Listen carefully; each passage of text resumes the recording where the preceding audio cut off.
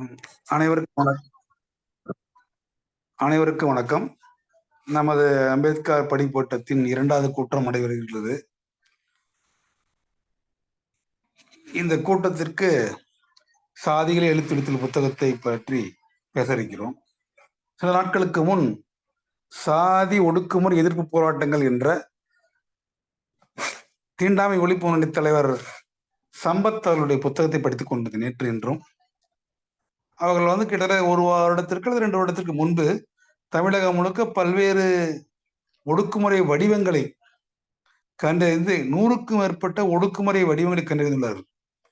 தலித்துகள் பொதுச்சாலையில் நடக்க செல்ல தடை, காலனி அணிய தடை, சைக்கிள் ஓட்ட தடை, வேட்டியை மடித்து கட்ட மற்றும் பாலியஸ்டர் வட்டியில் அணிய தடை, துண்டை தோளில் அணிய தடை, முண்டாசு கட்ட தடை, மெல்லிய கோடாக மட்டுமே மீசை வைக்க முடியும் மற்றும் துணிகளை துவைக்கவோ இஸ்திரி செய்யவோ மறுத்தல்.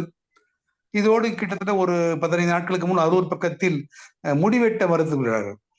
ஸோ கிட்டத்தட்ட ஜாதி ரீதியான ஒடுக்குமுறைகள் தமிழகத்திலேயே கிட்டத்தட்ட இங்கு மாட்டு கொள்வது அல்லது ஊர்களை தடை செய்வது என்ற அளவுக்கு அதீத விஷயங்கள் இல்லை என்றாலும் நிறைய சிறு சிறு விஷயங்கள் இன்று நடந்து கொண்டிருக்கிறது. கோயில்களுக்கு உணவை மறுக்கிறது எல்லாம் நடந்துட்டு கிட்டத்தட்ட பெரியார் வைக்கம் போராட்டத்துக்கு பிறகு 100 வருடம் முடிந்து போயினது. 100 வருடம் முடிந்த பிறகும் இன்று இந்த பிரச்சனை தொடர்கிறது. இது ஒரு நீண்ட நெடிய பிரச்சனை, நம்ம அனைவரும் அறிவோம். தமிழகத்தில் கிட்டத்தட்ட 1ஆம் புலிகேசிக்கு அது கிட்டத்தட்ட 6ஆம் நூற்றாண்டு மத்தியில் தொடங்கிய ஜாதி பிரிவினை ஆல்மோஸ்ட் கிட்டத்தட்ட 2500 வருடங்களாக நடந்து கொண்டிருக்கிறது. இது மிகவும் மெதுவாகத்தான் விடுபடும் என்பது உண்மை. அதில் இப்ப ஜாதிகளை அழித்து ஒழித்தல் என்ற புத்தகத்தை பற்றி தோழர் சிவகுமார் அவர்கள் பேசுவார். அவரை பற்றி சில குறிப்புகளை நம்ம சிங்காரவேல் அவர்கள் சொல்வார். நண்பர்கள் அனைவருக்கும் மாலை வணக்கம்.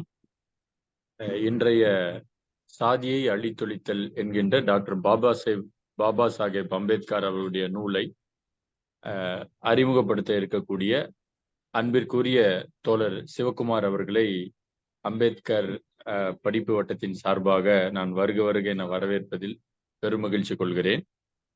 தோழர் சிவகுமார் அவர்கள் தோல் தொழில்நுட்பத்தில் பட்டம் பெற்று அந்த துறையில் அவர் இந்தியாவிலும் பிறகு சீனாவிலும் வேலை செய்தவர்.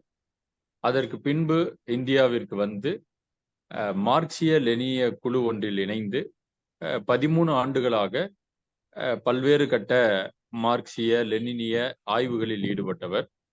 கடந்த 5 ஆண்டுகளாக சென்னையை மையமாக கொண்டு சென்னை மற்றும் சென்னைக்கு அருகில் உள்ள திருவள்ளூர், செங்கல்பட்டு போன்ற அந்த இடங்களில் மூலதன காரல் மார்க்ஸ் அவர்கள் எழுதிய தாஸ் கேபிட்டல் என்கின்ற மூலதன நூலை இளைஞர்கள் வாசிக்க வேண்டும் என்கின்ற நோக்கத்தோடு இளைஞர்களை ஒன்று திரட்டி பல குழுக்களை அவர் ஒருங்கிணைத்து நடத்தி வருகிறார். அதை தாண்டி இணைய வழியிலேயும் இன்னும் கிளப் ஹவுஸ் வாயிலாக பல்வேறு அரசியல், பொருளாதாரம், மார்க்சியம், லெனினியம் போன்ற நூல்களை, கடினமான செவ்வியல் நூல்களை வாசிப்பதற்கு மாணவர்களுக்கும் இளைஞர்களுக்கும் வழிகாட்டி வருகிறார்.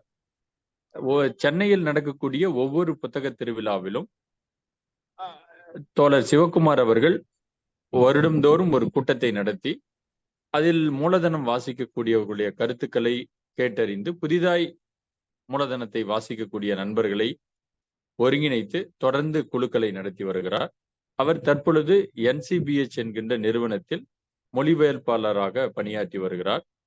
NCBH நிறுவனம் ஏற்கனவே வெளியிட்ட திறந்த நிலை மார்க்சியம் என்கின்ற நூல் தொகுப்பில் அவர் தொடர்ந்து பணியாற்றி அந்த நூல் இன்றைக்கு வந்திருக்கிறது.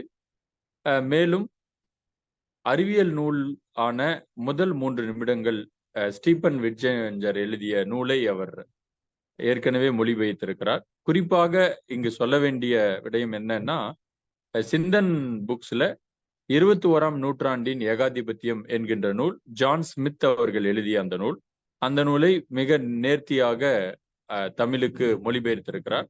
குறிப்பாக அந்த நூல் இன்றைக்கு உலகம் முழுவதும் அனைவரும் உபயோகப்படுத்தி கொண்டிருக்கிற ஆப்பிள் நிறுவனம் எப்படி உலகம் முழுவதும் உற்பத்தியில் ஈடுபடுகிறது, அவங்களுடைய ப்ராஃபிட் என்ன, இந்த மாதிரி விஷயங்களை குறித்து உலகளாவிய பொருளாதாரம் குறித்து அது ஆராய்ந்து வருகிறது. சமீபத்தில் NCBH சார்பாக அண்ணல் அம்பேத்கர் அவர்களுடைய நூல் தொகுப்பை மறுபதிப்பு செய்யும் மிகப்பெரிய ஒரு பணியில் இவரும் பணியாற்றி வருகிறார். மேலும் யங் கம்யூனிஸ்ட் லீக் என்கின்ற குழுவிலே ஆய்வு பணியிலும் அரசியல் சார்ந்த உரையாடல்களிலும் தொடர்ந்து ஈடுபட்டு வருகிறார். அவர் இன்றைக்கு வந்து நம் மத்தியிலே இந்த இணையவழி கூட்டத்தில் வந்திருப்பது நம் அனைவருக்கும் மகிழ்ச்சி. தோழர் சிவகுமார் அவர்கள் சாதியை அழித்தொழித்தல் என்கின்ற நூலை அறிமுகப்படுத்தி பேசுமாறு அன்போடு கேட்டுக்கொள்கிறேன். நன்றி. மிக்க நன்றி தோழர். நீங்க ஒரு சிறப்பான ஒரு அறிமுகத்தை செய்ததற்கும் இந்த நூலை பற்றி பேசுவதற்கு வாய்ப்பு அளித்ததற்கும் தருமபுரி அம்பேத்கர் படிப்பு வட்டத்துக்கு என்னுடைய நன்றியையும் வணக்கத்தையும் தெரிவித்தருடைய ஒரு நூல் சென்ற முறை இந்த வாசிப்பு வட்ட அமர்வில் தோழர் பாக்கூர் ராஜன் பேசினாரு, இந்தியாவில் சாதிகள். அந்த நூலை அந்த நூல் அது ஒரு கட்டுரை, ஆய்வு கட்டுரை. தன்னுடைய கல்லூரியில் ஒரு கருத்தரங்கில் அந்த ஆய்வு கட்டுரையை வாசிக்கிறார். வாசிக்கும் போது அவருக்கு 26 வயது. அப்ப என்ன சொல்றாருன்னா, இந்த மாலை நேரத்தில் என்னுடைய ஆய்வு, என்னுடைய சிந்தனையின் பலனால் உங்களை மகிழ்விக்க விரும்புகிறேன், டு என்டர்டெயின் யூ அப்படின்னு சொல்றாரு. ஆனா அந்த நூலை படிச்சீங்கன்னா அதுல கடுமையான உழைப்பு செலுத்தப்பட்டிருக்கிறது என்பதை பார்க்கலாம். அதுதான் அந்த என்டர்டெயின்மெண்ட். தோழர் ஓகே, அதனுடைய பொருள் வந்து அதுதான். இப்ப நான் இன்னைக்கு பேசுறது வந்து அந்த அளவுக்கு, அதாவது இந்த நூலினுடைய சிறப்பை சொல்வதற்கு எவ்வளவு முயற்சி எடுக்கணுமோ அவ்வளவு முடியல. அதற்கான காரணத்தை நான் விரைவில் சொல்றேன். இருந்தாலும் அந்த நூல் வந்து ரொம்பவும் நெருக்கமான நூலாக மாறி இருக்கிறது சமீபத்துல. இப்ப நானும் இந்தியாவில் உள்ள பெரும்பான்மையான இந்துக்களை போல அம்பேத்கரை பற்றியும் அம்பேத்கருடைய சாதி அல்லது இந்திய சமூகம் பற்றிய அவருடைய ஆய்வுகளையும் அறிந்து கொள்ளாத தற்குறியாகவே தான் வளர்ந்து பள்ளியில் படித்து, கல்லூரியில் படித்து, நிறுவனங்களில் வேலை செய்து, இவன் மார்க்சிய லெனினிய அமைப்புகளிலும் வேலை செய்து வந்துவிட்ட ஒரு சராசரி இந்து தான் நானும். அப்படின்னா அதனுடைய பொருள் என்ன? அதனுடைய பொருள் வந்து இந்திய சமூகம் பற்றிய அறிவில்லாத, என்னுடைய சூழல் அல்லது நான் பிறந்த சாதி, நான் பார்க்கக்கூடிய விஷயங்கள், அதை மட்டுமே இந்திய சமூகம் என்று வளரக்கூடிய பெரும்பான்மை இந்துக்களுடைய நிலைமை அதுதான். இந்தியாவை சாதிகளின் குடியரசு என்று அண்ணல் அம்பேத்கர் சொல்கிறார். ஒவ்வொரு சாதியும் ஒரு தனி உலகத்தில் வாழ்ந்து கொண்டிருக்கிறது. அதை உடைத்து இந்த முழுமையை புரிந்து கொள்ளும் அறிவை தருவது அண்ணல் அம்பேத்கருடைய ஆய்வுகள் தான். இதுல மறுபடியும் அந்த துயர கதையை தொடரணும் அப்படின்னா, ஒரு சராசரியான அதாவது ஒரு வசதியான சமூக பின்னணியில் இருந்து வந்து முதலாளித்துவத்தினுடைய கோரங்களை எல்லாம் பார்த்து, அப்போ நாம் வந்து மார்க்சியத்தில் கற்றுக்கொள்ளணும் அப்படின்னு மார்க்சிய லெனினிய குழுவில் சேரும் வரை கேள்வி கேட்பது என்பதே நமக்கு வந்து கிடையாது. கேள்வி கேட்பதையே முடக்கி வைப்பதுதான். மார்க்சிய லெனினியம் அதை கற்றுக் கொடுத்தது. எதை வேணாலும் கேள்வி கேட்கணும், காரணங்கள் என்ன என்பதை கேட்டு அதனுடைய சாரத்தை கண்டறிவதுதான் மெய்யான அறிவுக்கு இட்டு செல்லும். அந்த ஒரு மகத்தான கண் திறப்பை கொடுத்தது மார்க்சியம் தான். குறிப்பாக மூலதனம் நூலை சொல்லணும். இந்த மூலதனம் வாசிப்பு குழு, நான் வந்து 2009-10 இந்த மார்க்சிய லெனினிய குழுவில் இணைந்த போது அங்கு மூலதன வாசிப்பு எல்லாம் அங்க நடைமுறை கிடையாது. ஆனா சென்னையில் உள்ள தோழர்கள், குறிப்பாக சிபிஎம் கட்சியை சேர்ந்த தோழர்கள் இந்த மூலதன வாசிப்பை ஒரு இயக்கமாக தொடங்கி நடத்தி கொண்டிருந்தார்கள். அதில் தோழர் பாக்கூர் ராஜன் ஒருவர், தோழர் விஜயன், இன்னும் பல தோழர்கள் சேர்ந்து கூட்டாக நடத்திக்கிட்டு இருந்தாங்க. அதில் நான் இணைந்து படிக்கும் போதுதான் முதலாளித்துவம் பற்றி தோன்றிய பல கேள்விகளுக்கு ஒவ்வொன்றாக விடை கிடைக்க ஆரம்பிச்சது. அதன் பிறகு தோழர் சிங்காரவேல் குறிப்பிட்டது போல 2019க்கு அப்புறம் அதை இன்னும் பல குழுக்களோடு இணைந்து வாசித்து வாதிக்கும் போது முதலாளித்துவம் பற்றிய புரிதல் ஆழமானது என்பது. அது மட்டும் இல்ல, மார்க்ஸ் எப்படி ஒரு விஷயத்தை அணுகுகிறார், எப்படி ஆய்வு செய்கிறார், அதனுடைய சாரத்தை கண்டறிவது வரை அவர் நிற்கிறதில்லை. அதன் பிறகு அந்த சாரம் எப்படியெல்லாம் செயல்படுகிறது என்ற விதிகள், அதனுடைய வளர்ச்சி கட்டங்கள், வளர்ச்சி நிலைகள், வடிவங்கள் எல்லாவற்றையும் அணு அணுவாக ஆய்வு பண்ணி நமக்கு மூலதனம் நூல்ல சொல்லி தர்றார். இப்ப இதே பாதையில் பயணிக்கும் போதுதான் அந்த கேள்வியும் வருது. அப்ப இந்திய சமூகத்தில், அதாவது மூலதனம் பற்றி, சர்வதேச மூலதனம் பற்றி நம்ம படிக்கலாம், ஆய்வு செய்யலாம். அமெரிக்காவுக்கும் சீனாவுக்கும் இடையேயான போட்டி வந்து எப்படி முதன்மையான ஒரு முரண்பாடாக இருக்கிறது, அதுல இந்தியாவுடைய பாத்திரம் என்ன, சர்வதேச நிதி மூலதனம், இது எல்லாவற்றையும் புரிந்து கொள்வதற்கு ஒரு ஆழமான அறிவு மூலதன நூலில் கிடைக்கிறது. சொல்லப்போனா இந்திய சமூகத்தை புரிந்து கொள்வதற்கும் அடிப்படை அறிவை மார்க்ஸ் 1850களிலும் 1870களிலும் தன்னுடைய கட்டுரைகளிலும் மூலதனம் நூலுக்கான முன் தயாரிப்பிலும் எழுதி வைத்திருக்கிறார். ஆனால் நாம் அந்த பாதையில் போகவில்லை. நான் பணியாற்றிய மார்க்சிய லெனினிய குழுவில் எவ்வளவுக்கு எவ்வளவு அவர்கள் மார்க்சியத்துக்கான கதவை திறந்து விட்டார்களோ அவ்வளவுக்கு அம்பேத்கருக்கான கதவை மூடிவிட்டார்கள் என்பதுதான் சோகம்.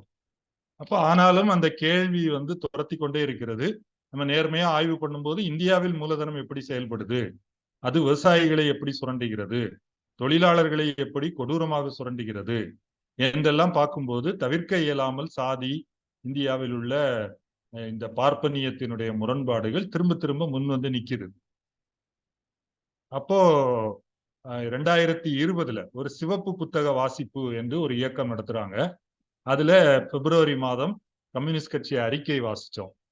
அப்புறம் ஏப்ரல் 14 வரும்போது இன்னைக்கு நம்ம ஒரு புத்தக வாசிப்பு நடத்துவோம் என்று இந்த சாதியை அழித்தொழித்தல் என்ற புத்தகத்தை தோழர்களோடு இணைந்து குழுவாக வாசிச்சோம். வாசிக்கும் போது அதுக்கு முன்னாடி நான் ஒரு 2-3 தடவை தனியா வாசிச்சிருக்கிறேன். ஆனா அந்த குழுவாக வாசிக்கும் போது பல்வேறு எதிர்வினைகள் ரொம்பவே மனதை பாதிக்கக்கூடியதா இருந்தது. அதில் ஒரு தோழர் சொன்னது, இந்த நூலில் மகாத்மா காந்தியின் எதிர்வினை என்ற ஒரு பின்னிணைப்பையும் அம்பேத்கர் சேர்த்திருக்காரு. இந்த பின்னிணைப்பை படிச்சுட்டு அவர் சொன்ன கமெண்ட், காந்தி இவ்வளவு மோசமா இருக்கிறாருன்னு நான் எதிர்பார்க்கவே இல்லை அப்படின்னு அவர் சொன்னாரு. அது ஒரு மிகப்பெரிய ஒரு முக்கியமான ஒரு இன்சைட் தான். அப்ப இந்த நூலை நம்ம படிக்கும்போது அம்பேத்கர் விட்டுடுவோம். இந்துக்களில் காந்திகள் அல்லது திலகர் போன்றவர்கள் அல்லது ஜாத் பாத் தோடக் மண்டல், ஜாதியை உடைக்க வேண்டும் என்ற சீர்திருத்த குழுவினர், அதுல இருக்கிற சாந்திராம் போன்றவர்கள், இன்னும் பல்வேறு வகையினர், அதை அம்பேத்கர் தன்னுடைய பிற நூல்களில் குறிப்பிடுறார். இந்துக்கள்ல என்னென்ன வகையினர் இருக்கிறாங்க, அதில் நாம் நம்மையும் ஐடென்டிஃபை பண்ணிக்க முடியுது. இப்ப இந்த நூல் என்பது, இந்த நூலை கடந்து வரும்போதுதான் அம்பேத்கருடைய முக்கியத்துவம் புரியுது. இப்ப எங்களுடைய இளம் கம்யூனிஸ்ட் கழகத்தின் அரசியல் உரையாடல்களிலும் தவிர்க்க இயலாமல் இந்திய சமூகத்தை பற்றிய ஆய்வு என்று வரும்போது அம்பேத்கருடைய பணிகள் முன் நிக்குது. அப்ப அதை எப்படி தவிர்ப்பது என்பது அந்த ஆய்வு செய்யக்கூடிய மார்க்சிய லெனினிய அடிப்படையில் ஆய்வு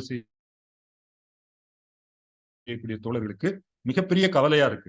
அம்பேத்கர் உள்ள வந்துடக்கூடாது. அது தொடர்பான நிறைய விவாதங்கள், சண்டைகள் எல்லாம் நடந்தது. அதன் பிறகு நாங்கள் ஒரு ஓராண்டு முன்பு அம்பேத்கர் வாசிப்பு வட்டம், படிப்பு வட்டம் என்று ஒன்றை ஆரம்பித்து சென்ற ஏப்ரல் 14, 2023 ஆரம்பிச்சு முதல்ல தீண்டப்படாதவர்கள் யார் என்ற நூலை கூட்டாக வாசித்தோம். அதன் பிறகு இந்த சாதியை அழித்தொழித்தல் என்ற நூலையும் மறுபடியும் வாசித்தோம். அதுல கடுமையான கருத்து வேறுபாடுகள், நீங்க அம்பேத்கரை தூக்கி பிடிக்கிறீங்க, கம்யூனிஸ்டுகளை விமர்சிக்கிறீங்க என்று தோழர்கள் கடுமையான கோபம் எல்லாம் வந்தது. அதை விட்டுடுவோம். அதன் பிறகு தற்செயலாக நான் NCBHல சேர்ந்தது அந்த திறந்தநிலை மார்க்சிய மொழிபெயர்ப்புக்காக தோழர் பாக்குராஜன் அதுக்கு NCBHல அந்த மொழிபெயர்ப்பு செய்யறதுக்காக கூப்பிட்டிருந்தாரு. அந்த மொழிபெயர்ப்பு முடிந்த பிறகு இன்னொரு லெனின் தேர்வு நூல்களை சரிபார்ப்பது என்ற வேலை செஞ்சுட்டு இருக்கும்போது சென்ற அக்டோபர், நவம்பர் அதுல இந்த அம்பேத்கர் நூல்களை மறுபதிப்பு செய்யும் வேலை செய்யணும் அப்படின்னு சொல்லி அதில் நான் ஈடுபட ஆரம்பிச்சேன். பிப்ரவரியிலிருந்து அந்த வேலை முழு மூச்சாக ஆரம்பித்து இன்னைக்கு 37 தொகுதிகள் தமிழில் வெளியானது. அதன் பிறகு இன்னும் 3 தொகுதிகள் மலையாளத்திலிருந்து தமிழில் மொழிபெயர்த்தது. இது எல்லாவற்றையும் தொகுத்து மறுபதிப்பா கொண்டு வர்ற வேலையில் பங்கேற்கிற ஒரு மிகப்பெரிய வாய்ப்பும் கிடைத்தது. அதில் முக்கியமான நூல்களை எல்லாம் படித்து திருத்துவது, அதன் மூலமாகவும் அம்பேத்கரை ஆழமாக புரிந்து கொள்ள முடிந்தது. இதுதான் நான் இந்த சாதியை அழித்தொழித்தல் என்ற நூலை அறிமுகப்படுத்துவதற்கான என்னுடைய பின்னணி அல்லது தகுதி அப்படின்னு சொல்லலாம். உண்மையிலேயே ஒரு வார்த்தையில நான் அந்த நூலின் அறிமுகத்துக்குள்ள நூலுக்குள்ள நிறைய போக போறது இல்ல. ஒரு சொல்லணும்னா, எப்படி மூலதனத்துக்கு எதிராக கம்யூனிஸ்ட் அறிக்கையோ, அதே போல இந்தியாவில் பார்ப்பனியத்துக்கு எதிராக அல்லது இந்திய ஆளும் வர்க்கத்துக்கு எதிராக இந்த சாதியை அழித்தொழித்தல் என்ற நூல், அது ஒரு உரை என்று நமக்கெல்லாம் தெரியும். அது எப்படி அந்த உரை நிகழ்த்தப்படாமல் போனது என்பதை பற்றிய முன் வரலாறோடு தான் இந்த நூலே தொடங்குது. இப்போ நான் இந்த உரையை எப்படி திட்டமிடுறேன் அப்படின்னா, 2ஆக பிரிக்கலாம் அப்படின்னு பேசியிருந்தோம். இன்னைக்கு ஒரு பகுதியும் 2 வாரம் கழித்து 21ஆம் தேதி மறுபகுதியையும் பேசுவது, அதை பற்றி உரையாடுவது என்பதுதான் திட்டம். இதுல 1935 இந்த உரையை அண்ணல் அம்பேத்கர் எழுதுகிறார். அந்த உரையை நிகழ்த்த முடியவில்லை. இப்போ அதுவரையில் இந்த உரைக்கு இட்டு சென்ற அவருடைய அரசியல் என்ன, 2வது அந்த உரையை எழுதி மாநாடு, அது உரையில் அவர் தலைமையேற்று தலைமை உரை நிகழ்த்த வேண்டிய மாநாடு ஏன் ரத்தானது, 3வதாக அந்த உரையினுடைய முதல் 14 தலைப்புகள், இந்த 3ஐயும் இன்னைக்கு நான் சுருக்கமா எழுதியிருக்கிறேன். என்னுடைய நோக்கம் தோழர்கள் இந்த நூலை கிட்டத்தட்ட என்னன்னா, இதை கூட்டாக படித்து விவாதிக்க வேண்டிய அவசியம் இருக்கு. ஏன்னா நான் ஏற்கனவே சொன்ன மாதிரி நாம் ஒவ்வொருவருக்கும் இந்த சமூகத்தை பற்றிய புரிதல் என்பது அம்பேத்கரை வாசிக்காத வரைக்கும் அது நம்முடைய வட்டத்துக்கு உள்ளாக சுருங்கி போயிருக்கு. இப்போ பல்வேறு பின்னணியிலிருந்து வர்ற தோழர்களோடு வாசிக்கும் போதுதான் இந்த நூலை நாம் உண்மையிலேயே புரிந்து கொள்ள முடியும் என்ற வகையில் அந்த கூட்டு வாசிப்புக்கு தோழர்களை ஊக்குவிக்கும் வண்ணம் நான் இந்த பிரசன்டேஷனை முன்வைக்கிறேன் தோழர். அடுத்த வாரம் இந்த சாதியை அழித்தொழித்த நூலினுடைய எஞ்சிய தலைப்புகள், அதன் பிறகு இந்த நூலின் பின்னிணைப்பாக இந்த நூல் வெளியான பிறகு காந்தி அதற்கு பதிலாக ஹரிஜன் இதழில் 2 கட்டுரைகள் எழுதுறாரு.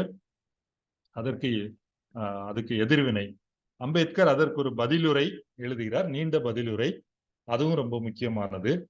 அதை பற்றியும் பேசிவிட்டு கடைசியா இந்த 1935 என்னுடைய புரிதலில் அம்பேத்கருடைய அரசியல் வாழ்வில் ஒரு டேக் ஆஃப் அல்லது திருப்பு முனை அப்படின்னு சொல்லலாம்.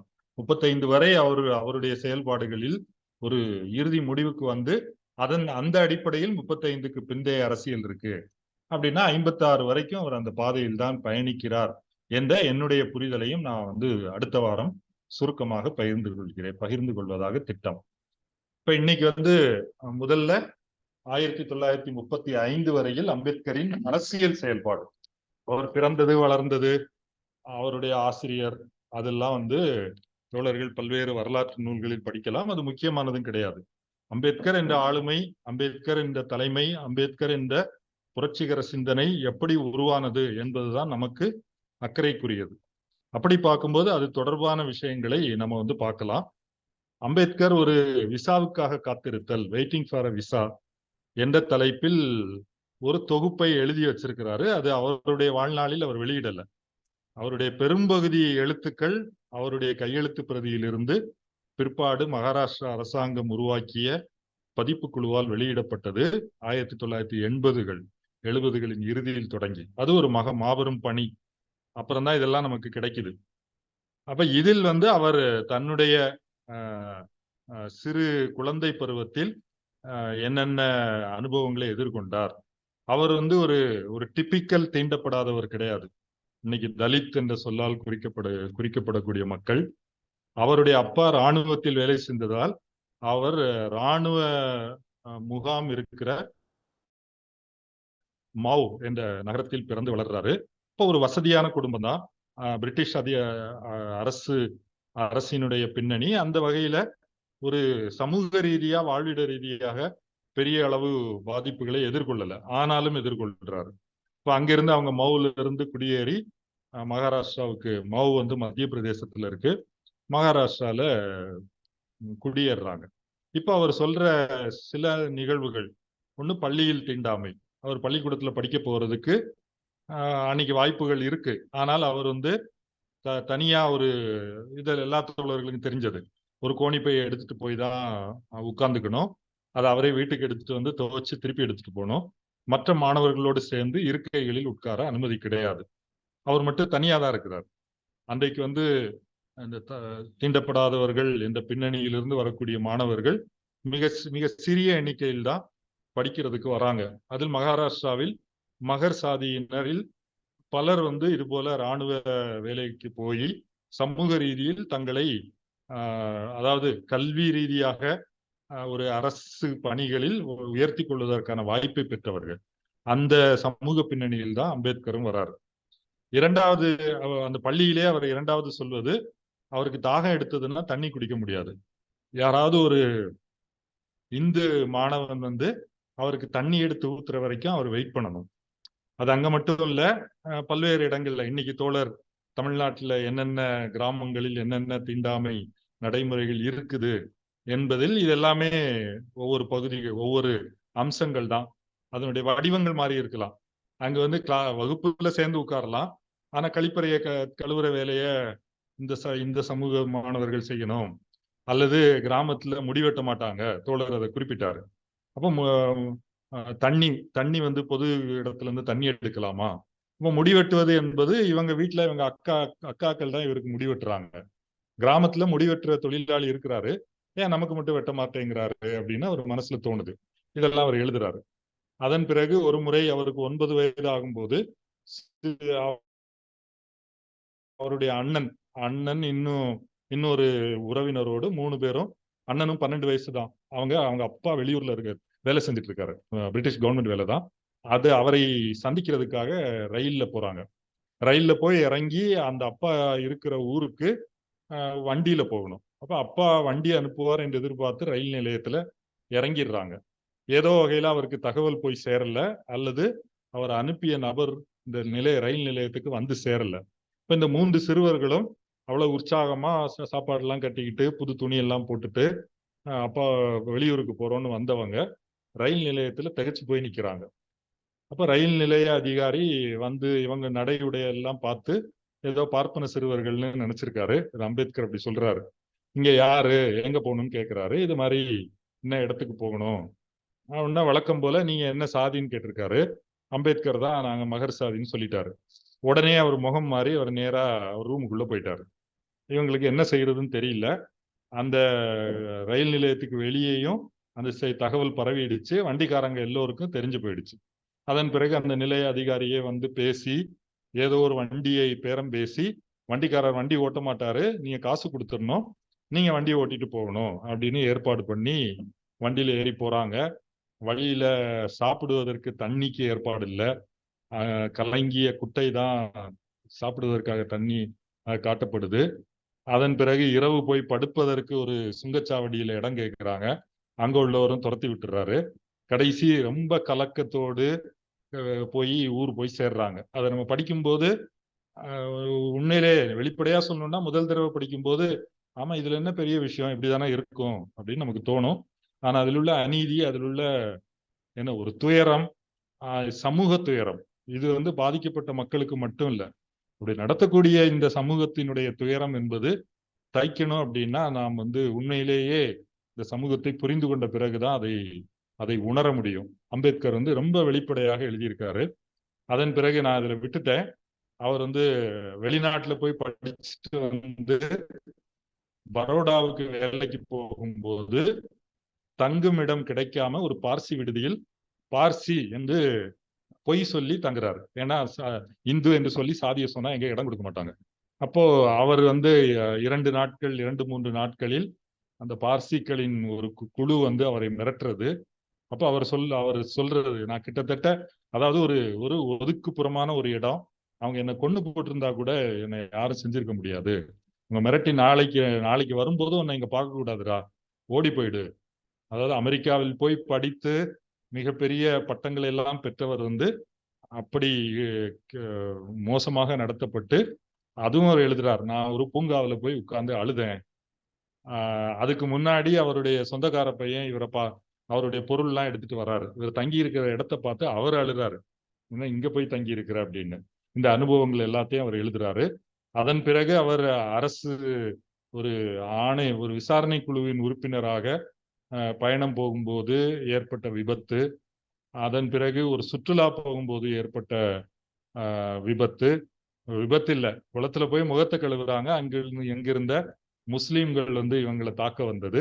இது எல்லாவற்றையும் விவரிக்கிற அந்த விசாவுக்காக காத்திருத்தல் என்பது அண்ணல் அம்பேத்கரின் வாழ்க்கையில் அவர் நேரடியாக எதிர்கொண்டதாக அல்லது இன்னும் சில நிகழ்வுகள் மற்றவர்களிலிருந்தும் அவர் அதுல பதிவு பண்ணியிருக்காரு. இதை மற்ற படைப்புகள்லையும் பொருத்தமான இடங்கள்ல சேர்த்திருக்காரு. அப்ப இதை எதற்காக இங்க சொல்றேன்னா, அவர் எப்படி அவருடைய ஆளுமையின் ஒரு பகுதி இந்த அனுபவங்கள். இதிலிருந்து அவரை பிரிக்க முடியாது.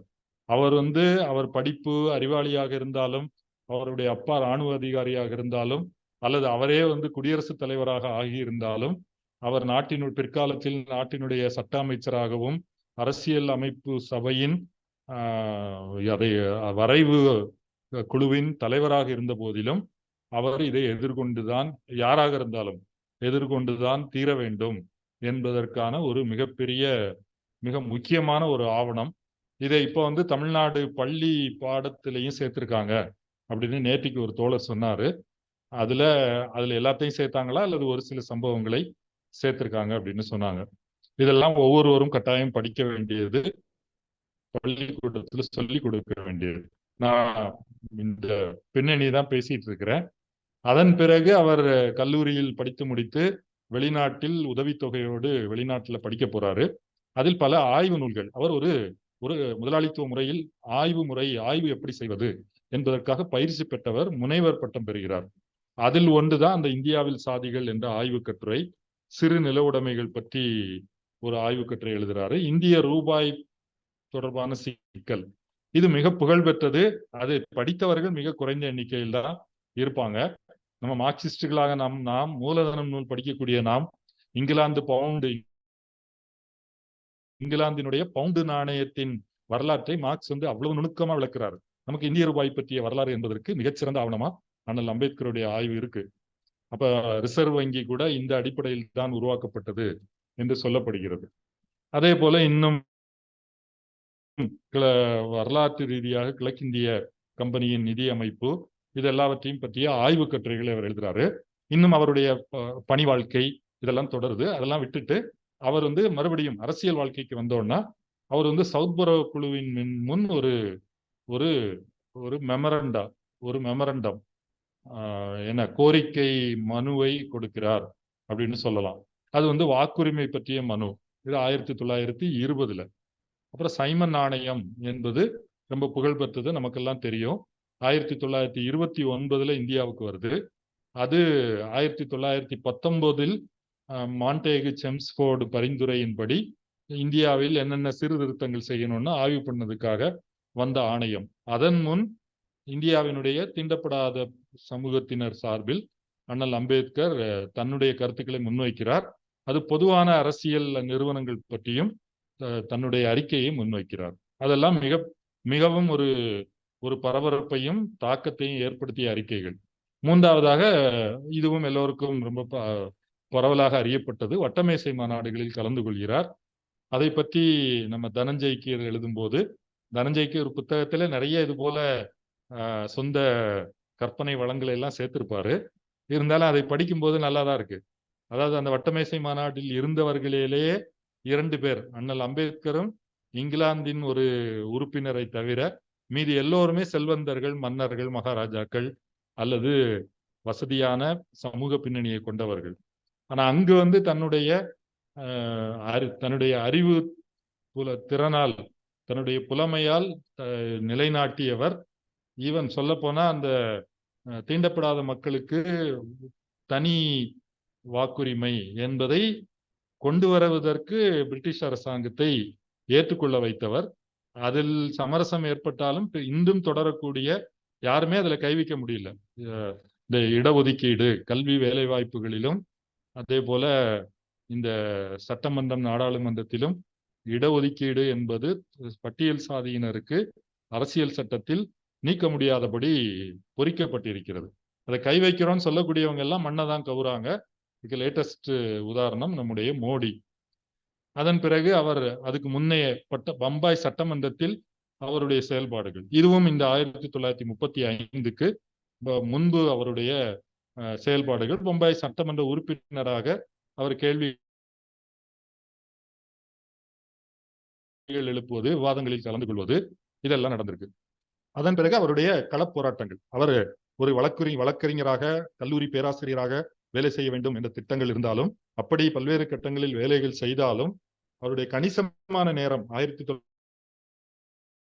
1920கள் முழுக்க அவருடைய நேரம் பல்வேறு பகுதிகளில் தீண்டப்படாத ஒரு மாநாடுகள் நடக்குது. அதுல அவரை அழைக்கிறாங்க, அதுல அவர் போய் கலந்துக்கிறாரு. இதெல்லாம் நான் ஏற்கனவே குறிப்பிட்டது போல தமிழில் இதுவரை வெளியாகாத, மராத்தியில் இருந்து மலையாளத்தில் மொழிபெயர்க்கப்பட்ட அந்த தொகுதிகளில் இந்த பதிவுகள் நமக்கு கிடைக்குது. என்னென்ன இடங்கள்ல மாநாடு நடந்தது, என்ன பேசினாரு, எத்தனை பேர் கலந்து கொண்டார்கள், 1920கள் முழுக்க அது நடக்குது. அதில் ஒன்றுதான் மகத் அறப்போராட்டம், மகத் சத்தியாகிரகம் என்று சொல்லக்கூடிய பொதுக்குளத்தில் தண்ணீர் குடிக்கும் உரிமை, ஒரு சாதாரண ஒரு சிவில் ரைட். காந்தி தென்னாப்பிரிக்கால போய் சிவில் உரிமைக்காக சண்டை போட்டாரு. ஆனா இந்தியாவில் இந்த சத்தியாகிரகத்துக்கு ஒரு உண்மையில சொல்ல போனா தீண்டப்படாத மக்களுக்கு ஆதரவாக பிரிட்டிஷ் அரசாங்கம் மட்டும்தான் இருக்கு. இந்துக்கள் எல்லோருமே எதிர்பக்கத்துல இருக்கிறாங்க. மிகவும் ஒரு வன்முறையாக தாக்கி, மிகவும் அமைதியாக இந்த போராட்டத்தை நடத்திய தீண்டப்படாத மக்களை வன்முறை மூலமாக தாக்கி பல பேரை படுகாயப்படுத்திய ஒரு என்ன சொல்லணும், மனசாட்சி இல்லாத ஒரு நிகழ்ச்சி அங்க நடந்தேறியது. ஆனாலும் அவங்க அமைதி வழியிலே தான் தொடர்றாங்க. சட்ட போராட்டம் நடத்தி தங்களுடைய உரிமையை வென்றெடுக்கிறாங்க. அது அண்ணல் அம்பேத்கருடைய வழிகாட்டலும் விடாப்பிடியான முயற்சியும் அதற்கு காரணம்.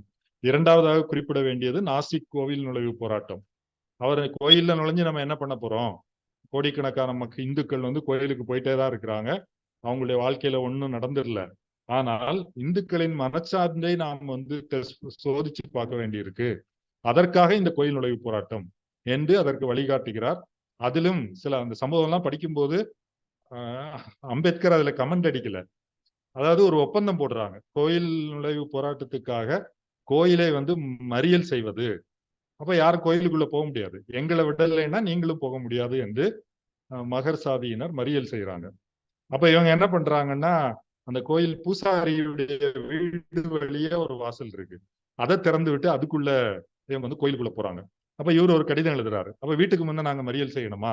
நியாயம் இல்லை, நீங்க போங்காட்டம் ஆடுறீங்க அப்படின்னு கலெக்டருக்கு கடிதம் எழுதுறாரு, அல்லது போலீஸ் சூப்பரிண்டென்ட்டுக்கு. அதன் பிறகு என்ன பண்றாங்க, தேர் திருவிழா வருது. தேர் திருவிழா நடத்தலைன்னா அது ஒரு கடவுளுக்கு ஒரு மிகப்பெரிய என்ன சமூகத்துக்கு பாதிப்பு வந்துடும். இந்துக்களின் நம்பிக்கை இப்படி எப்படியாவது தேர் திருவிழா நடத்தினோம், மறியலை விலக்கிக்குள்ள வைத்து தேர் திருவிழா நடத்தணும்னு பேச்சுவார்த்தை நடத்துறாங்க. சரி, தேரை நீங்க இழுக்கலாம், சாதி இந்துக்கள் ஒரு பக்கம், தீண்டப்படாத மக்களுக்கும் இடம் கொடுக்கணும் என்று ஒப்பந்தம், சொல்லணுமே ஜென்டில்மேன் அக்ரிமெண்ட் போட்டு இவங்களும் நாங்க மறியலை விலக்கிக்கிறோம் அப்படின்னு தேர் வெளியே வருது. வெளியே வரும்போது அவங்க ஏற்கனவே என்ன முடிவு பண்ணிட்டாங்க, தேர் எந்த திசையில வரணுமோ கோயில்ல இருந்து வெளியே வந்த உடனே இன்னொரு தெருவில் இழுத்துட்டு வேகமா ஓடுறாங்க. அதுக்கு பின்னாடி இவங்க துரத்திட்டு ஓடுறாங்க, எங்களை பிடிக்க விடு. துரத்திட்டு ஓடக்கூடியவங்களை உதைச்சு துரத்துறாங்க. துரத்தி எங்க ஒரு 6 வரைக்கும் துரத்தி அடிக்கிறாங்க. இதுதான் இந்துக்களின் நாகரீகம். இது அம்பேத்கர் சொல்லல, நம்ம படிக்கும்போது நமக்கு புரியுது. இது அதாவது நீங்க அதாவது எவ்வளவு ஒரு மோசமான நிலைமையில் இருக்கிறது, இதையெல்லாம் ரொம்ப பொறுமையாக சட்ட ரீதியாக அமைதி வழியில் எதிர்கொள்ள வேண்டும் என்று இந்துக்களின் மனசாட்சியை தொட்டு பார்ப்பதற்கான போராட்டங்களில் ஈடுபட்ட பின்னணியில் இருந்துதான் அம்பேத்கர் இந்த 1935 உரைக்கு வராரு. அதன் பிறகு காந்தி இதில் ஒரு சொல்லப்போனா இந்திய நவீன வரலாறு என்பது காந்திக்கும் அம்பேத்கருக்குமான போராட்டம் அப்படி கூட சொல்லலாம். காந்தியின் உருவத்தில் இந்தியா கட்டமைக்கப்பட வேண்டுமா, அல்லது அம்பேத்கரின் சிந்தனையின்படி இந்திய ஜனநாயகம் கட்டமைக்கப்பட வேண்டுமா, அல்லது சனாதன இந்தியாவா அல்லது ஜனநாயக இந்தியாவா? இப்ப இதில் முதல் சந்திப்பிலேயே மிகவும் ஒரு சூடான சந்திப்பாகத்தான் இருக்கு. காந்தி ஒரு உயர் சாதி அல்லது அவர் ஒரு வைசியர், அந்த ஒரு திமிரோடு இவரை டீல் பண்ண முயற்சி பண்றாரு. அம்பேத்கர் வந்து அதை மிக கடுமையான பதிலடி கொடுத்து வெளியே வராரு. இப்ப காந்தியும் புரிஞ்சுக்கிறார் இவர் எப்படிப்பட்டவர் என்று. அதன் பிறகு வட்டமேசை மாநாட்டில் 2 பேரும் கடுமையாக மாறுபடுறாங்க. பூனா ஒப்பந்தம், காந்தியுடைய அந்த இரட்டை வாக்குரிமையை எதிர்த்து காந்தியுடைய உண்ணா நோன்பு, அதனால் பூனா ஒப்பந்தத்தில் சமரசம், அதில் அம்பேத்கருடைய பங்கு, இது ஒரு நீண்ட வரலாறு இருக்கு. அப்புறம் இந்த கோயில் நுழைவு போராட்டத்திலும் காந்தியினுடைய தரப்பு ராஜகோபாலாச்சாரியார், இன்னொரு ஐயர், இவங்கெல்லாம் சேர்ந்து ஒரு மசோதா தாக்கல் பண்றாங்க. கோயில் நுழைவு அப்படின்னா அந்த மசோதாவுடைய நைச்சியம் என்னன்னா, பெரும்பான்மை மக்கள், அந்த ஊரினுடைய பெரும்பான்மை மக்கள் அனுமதித்தால் கோயிலில் தாழ்த்தப்பட்ட மக்களை உள்ள விடலாம். அம்பேத்கர் சொல்றாரு, இது என்ன கேலி கூத்தா இருக்கு, பெரும்பான்மை மக்கள் அனுமதித்தால்னா நீங்க வந்து ஏற்கனவே இருக்கிற நிலைமையை தான் தொடர அனுமதிக்கீங்க, எனவே இந்த மசோதாவை ஆதரிக்க முடியாது அப்படின்னு சொல்றார். இதுதான் அண்ணல் அம்பேத்கருடைய பின்னணி. 1935க்கு அவர் வந்தடைந்த பின்னணி. இன்னும் பல நிகழ்வுகள் நடந்திருக்கலாம் தோழர்கள், ஆனா நான் சாரமாக பார்ப்பது இந்த விஷயங்கள். சாதி சாதி சாதி அது சமூக வாழ்விலும் அரசியல் வாழ்விலும் மீண்டும் மீண்டும் எதிரில் வந்து நிக்குது. அது மிகவும் அப்பட்டமாக வந்து நிற்பது. காந்தியை போலவோ திலகரை போலவோ அல்லது பெரும்பான்மை இந்துக்கள்னா வட இந்தியாவில் உள்ள இருபிறப்பாளர்களான மூவர்ணத்தினருக்கு, பார்ப்பனர்கள், சத்திரிய சாதியினர், வைசியர்களுக்கு அது வந்து மிகவும் ஒரு வசதியான, மிகவும் நல்ல ஒரு வாழ்வாக நிற்கிறது. பெரும்பான்மையான சூத்திரர்களுக்கு அது வாழ்க்கையை அவருடைய வாழ்வை பொறுத்த வரைக்கும் அதை இழிவுபடுத்துவதாக இருந்தாலும், தங்களுக்கு கீழே ஒரு மக்கள் இருக்கிறார்கள் எந்த வகையில் அவங்களுக்கு ஒரு ஆதிக்கத்தை கொடுப்பதாகவும் இருக்குது. மிகவும் ஒரு கொடூரமாக தன்னுடைய முகத்தை காட்டுவது தீண்டப்படாத மக்களுக்கு தான். அதை முழுமையாக பார்த்து, அதாவது தீண்டப்படாத மக்களுக்கு சாதி இந்த முகத்தை காட்டுகிறது என்றால் அதுதான் உண்மையான முகம். மற்றவர்களிடம் அது வெவ்வேறு வடிவங்களில் வெளிப்படலாம். நைச்சியமாக வெளிப்படலாம், மென்மையாக வெளிப்படலாம், அல்லது கோபமாக வெளிப்படலாம். சாரம் என்பது இந்த கொடூரம்தான் என்பதை அம்பேத்கருடைய வாழ்க்கையினுடைய போராட்டங்கள் 1935 வரைக்கும் நமக்கு புரிய வைக்குது, பின்னாடியும் புரிய வைக்குது. இதிலிருந்து நாம் இந்த உரையை நடத்திய பின்னணியை புரிஞ்சுக்கணும். நமக்கு தெரியும் அம்பேத்கர் வந்து மகாராஷ்டிரா முழுக்க மட்டும் இல்லாம இந்தியா முழுக்க ஒரு புகழ்பெற்ற தலைவராகிறார். குறிப்பாக இது போன்ற இந்து சமூகத்தை சீர்திருத்தணும், சாதி முறையை ஒழிக்க வேண்டும். அது எப்படி ஒழிக்கணும்னு தெரியல நிறைய பேருக்கு. அப்படி உள்ள பல சீர்திருத்த குழுக்களில் ஒன்று இந்த ஜாத் பாத் தோடக் மண்டல். இவங்க வந்து லாகூர், பஞ்சாபில் இருந்து செயல்படக்கூடியவங்க. சொல்ல போனா இந்த நூலை நீங்க படிச்சீங்கன்னா அவர்களுடைய நோக்கத்தினுடைய தூய்மையை வந்து அல்லது நேர்மையை யாரும் சந்தேகிக்க முடியாது. அவங்க உண்மையிலேயே நல்ல நோக்கத்தோட தான் செயல்படுறாங்க. அவங்க வந்து அம்பேத்கர் இதை பற்றி நிறைய ஆய்வு பண்ணியிருக்காரு, நிறைய களத்தில் போராட்டங்களை நடத்தி இருக்காரு, இது பற்றி படிச்சிருக்காரு. அவர் இந்த தங்களுடைய ஆண்டு மாநாட்டில் தலைமை தாங்கி தலைமை உரை நடத்தி நாம் நடத்தினால் அது வந்து நமக்கு நம்முடைய அரசியலுக்கு சரியான வழியை காட்டும் என்று கருதி அவருக்கு அழைப்பு இருக்கிறாங்க. அவர் வந்து அம்பேத்கர் முதல்ல மறுக்கிறார். இல்ல, நான் சாதி இந்துக்களின் கூட்டங்கள்ல நான் பேசுறது இல்லைன்னு ஏற்கனவே முடிவு பண்ணிட்டேன். அவங்க விடல்ல, பம்பாய்க்கு ஒரு ஆள் அனுப்பி அவர் நேர்ல சந்திச்சு கன்வின்ஸ் பண்றாங்க. இல்ல நீங்க வந்து கண்டிப்பா வரணும். உரையிலே அம்பேத்கர் அதெல்லாம் சொல்றாரு. நான் ஏன் வந்து கடைசி அதை ஏற்றுக்கிட்டேன் அப்படின்னு சொல்றாரு. கன்வின்ஸ் பண்ண பிறகு இவர் தலைவராக தலைமை உரை எழுதணும். தலைமை உரையை எழுதி முடிச்ச பிறகு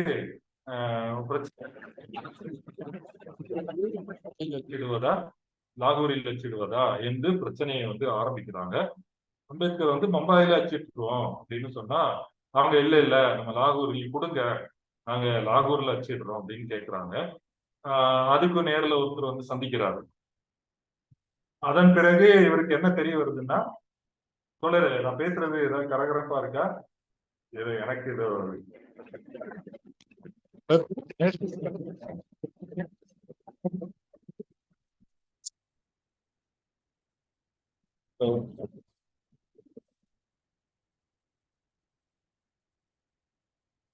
தோழர் நான் பேசுறது கேக்குதா? சரியாதான் இருக்கு. சரியா. ஓகே தோழர். அப்ப கடைசியா என்ன தெரிய வருதுன்னா, அவர் என்ன பேச போறார் அப்படின்னு தெரிந்து கொள்ள வேண்டும் என்பதுதான் அவர்களுடைய நோக்கம். அதுக்கு நடுவுல அம்பேத்கர் இந்த மாநாடு திட்டம், இந்த மாநாட்டுக்கு அவரை அழைத்ததற்கும் மாநாடு நடைபெறவிருந்த தேதிக்கும் நடுவில் அவர் அம்பேத்கர் அமிர்த்சர் ஒரு தடவை போயிட்டு வர்றாரு. அங்க போய் சீக்கிய மத கூட்டம் ஒன்றில் கலந்து கொண்டு வர்றாரு. ஏன்னா அவர் இப்போ இந்த காலகட்டத்தில் இந்து மதத்தில் இருந்து வெளியேறுவது என்ற முடிவுக்கு வந்துட்டார். அப்ப எந்த மதத்தில் நாம் இணைவது என்ற ஒரு தேடலில் இருக்கிறார். சீக்கிய மதத்தையும் பரிசீலிக்கிறாரு. நம்ம அவருடைய பிற்கால எழுத்துக்களை பார்க்கும்போது இஸ்லாம், இந்து மதம் எல்லாவற்றையுமே அவர் பரிசீலிக்கிறாரு. இறுதியாக அவர் பௌத்தத்தை வந்தடைகிறார். அதெல்லாம் பிற்கால கதை. ஆனால் அவர் சீக்கிய கூட்டத்தில் கலந்து கொள்கிறார். இதெல்லாம் நடந்திருக்கு. அப்ப இவங்க உரையில அவர் சாதி முறை இந்தியாவில் என்னவா இருக்குது, அது எப்படியெல்லாம் செயல்படுது, அதை தீர்ப்பதற்கான வழிமுறைகள் என்ன, இதை பேசிக்கொண்டே வரும்போது ஒரு இடத்துல இந்த வேதங்களையும் சாஸ்திரங்களின் செல்வாக்கை நீங்க ஒழிச்சு கட்டணும், இந்துக்களின் புனித நூல்களை தடை செய்யணும், ஒரே ஒரு நூல் தான் புனித நூல் அப்படின்னு அறிவிக்கணும், அது அப்படிலாம் சொல்றாரு. இப்போ வேதங்கள் மீது அவருடைய தாக்குதல் ஒண்ணு இருக்கு. இன்னொரு குறிப்பு என்ன சொல்றாருன்னா, இதுதான் நான் இந்துவாக உங்கள் மத்தியில் ஆற்றப் போகும் கடைசி உரையாக இருக்கும் அப்படின்னு மதம் மாற போறோம்னு ஒரு குறிப்பு காட்டுறாரு. இப்ப இந்த உரையை படிச்சுட்டு மாநாட்டு குழுவினர் அவருக்கு ஒரு கடிதம் எழுதுறாங்க. நீங்க உரையில தேவையில்லாத விஷயங்கள்லாம் பேசுறீங்க.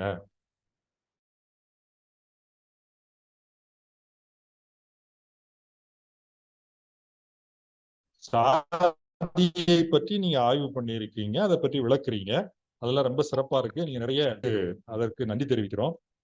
ஆனா இது போல வேதங்களை நீங்க இப்படி பேசுறதும், ரெண்டாவதா நீங்க மதம் மாற போறோம் அப்படின்னு சொல்றதெல்லாம் இங்க பிரச்சனையை ஏற்படுத்தும். குறிப்பா உங்களை தலைமையேற்க அழைத்ததிலேயே பல பேர் எங்கள்கிட்ட இருந்து வேறுபட்டு போயிருக்காங்க அப்படின்னு சில பெயர்கள்லாம் குறிப்பிடுறாங்க. முக்கியமான தலைவர்கள்லாம் அவர் வராருன்னா நாங்க இந்த ஜாத் பாத் தோடக் மண்டலோட இந்த மாநாட்டுல தொடர்பு வச்சுக்க மாட்டோம்லாம் சொல்லியிருக்காங்க அப்படின்னு சொல்றாங்க. எனவே நீங்க இந்த உரையில இந்த பகுதியெல்லாம் நீக்கிடுங்க, நீக்கிட்டீங்கன்னா நீக்கிட்டா நம்ம நீக்கி கொண்டு இந்த மாநாட்டை நம்ம நடத்தணும், நீக்கவில்லை என்றால் மாநாட்டை மறுதேதி குறிப்பிடப்படாமல் தள்ளி வைக்கிறத தவிர எங்களுக்கு வேறு வழி இல்லை அப்படின்னு கடிதம் எழுதுறாங்க. அவர் அதை படிச்சுட்டு பதில் எழுதுறாரு.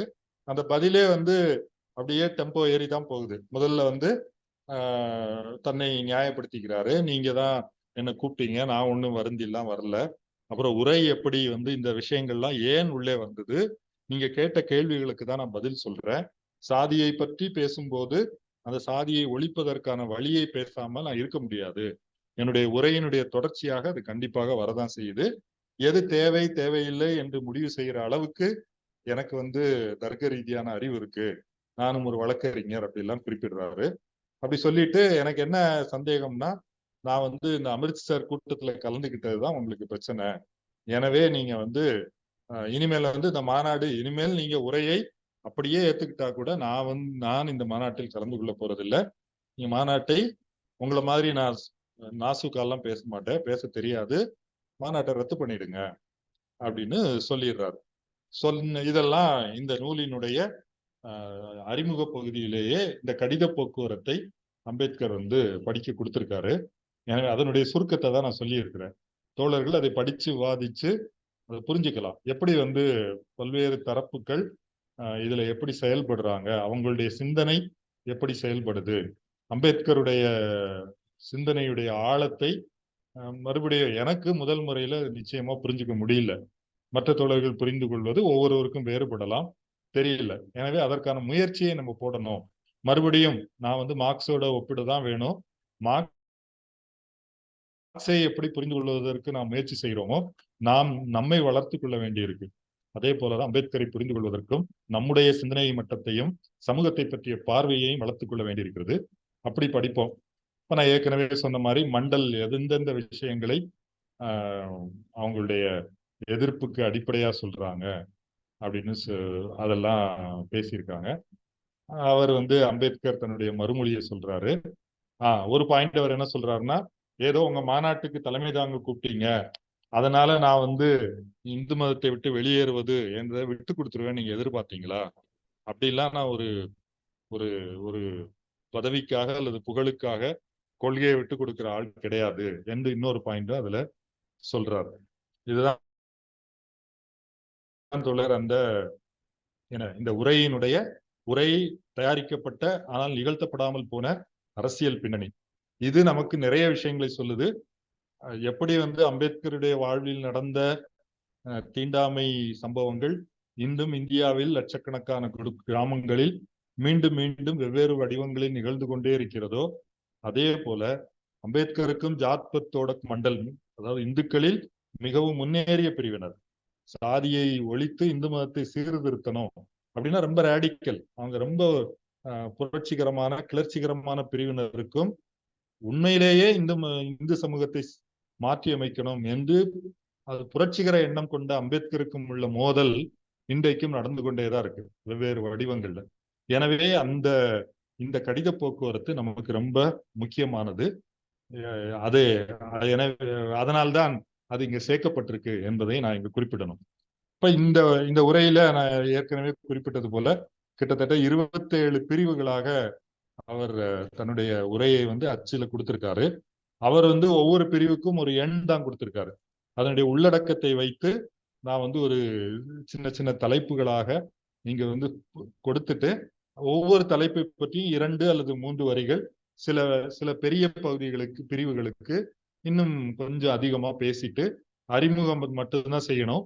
அதை அம்பேத்கருடைய எழுத்தில் தமிழிலும் மொழிபெயர்ப்பு நம்ம எப்பவுமே அதை மேம்படுத்துவதற்கு நிறைய வாய்ப்பு இருக்கு. இப்ப நாங்க NCBHல பண்றதுல நிறைய மாத்தி இருக்கிறோம். இதனால ஏற்கனவே கிடைக்கக்கூடிய மொழிபெயர்ப்புகளே அந்த உணர்வுகளை போதுமான அளவுக்கு கடத்துகின்றன. அது வாய்ப்புள்ள தோழர்கள் ஆங்கிலத்தில் வாசிக்கலாம். அவருடைய ஆங்கில மொழி நடை என்பது இந்தியாவில் மிகச் சிலருக்கே வாய்க்கக்கூடியது. அவருடைய கல்வி பின்னணி, அவருடைய புலமையிலிருந்து அது வருது. இப்போ முதல் விஷயமா அவர் என்ன சொல்றது, என்ன போய் தலைமை வைக்க கூப்பிட்டீங்களே, இந்த கடித போக்குவரத்துல அதே பாயிண்ட் தான் அவர் தலைமை உரையில எழுதியிருக்காரு. இந்துக்கள் தங்களுடைய தலைவராக யாரை வைத்துக் கொள்ள வேண்டும் என்று சாஸ்திரங்கள் தெளிவா சொல்லுது.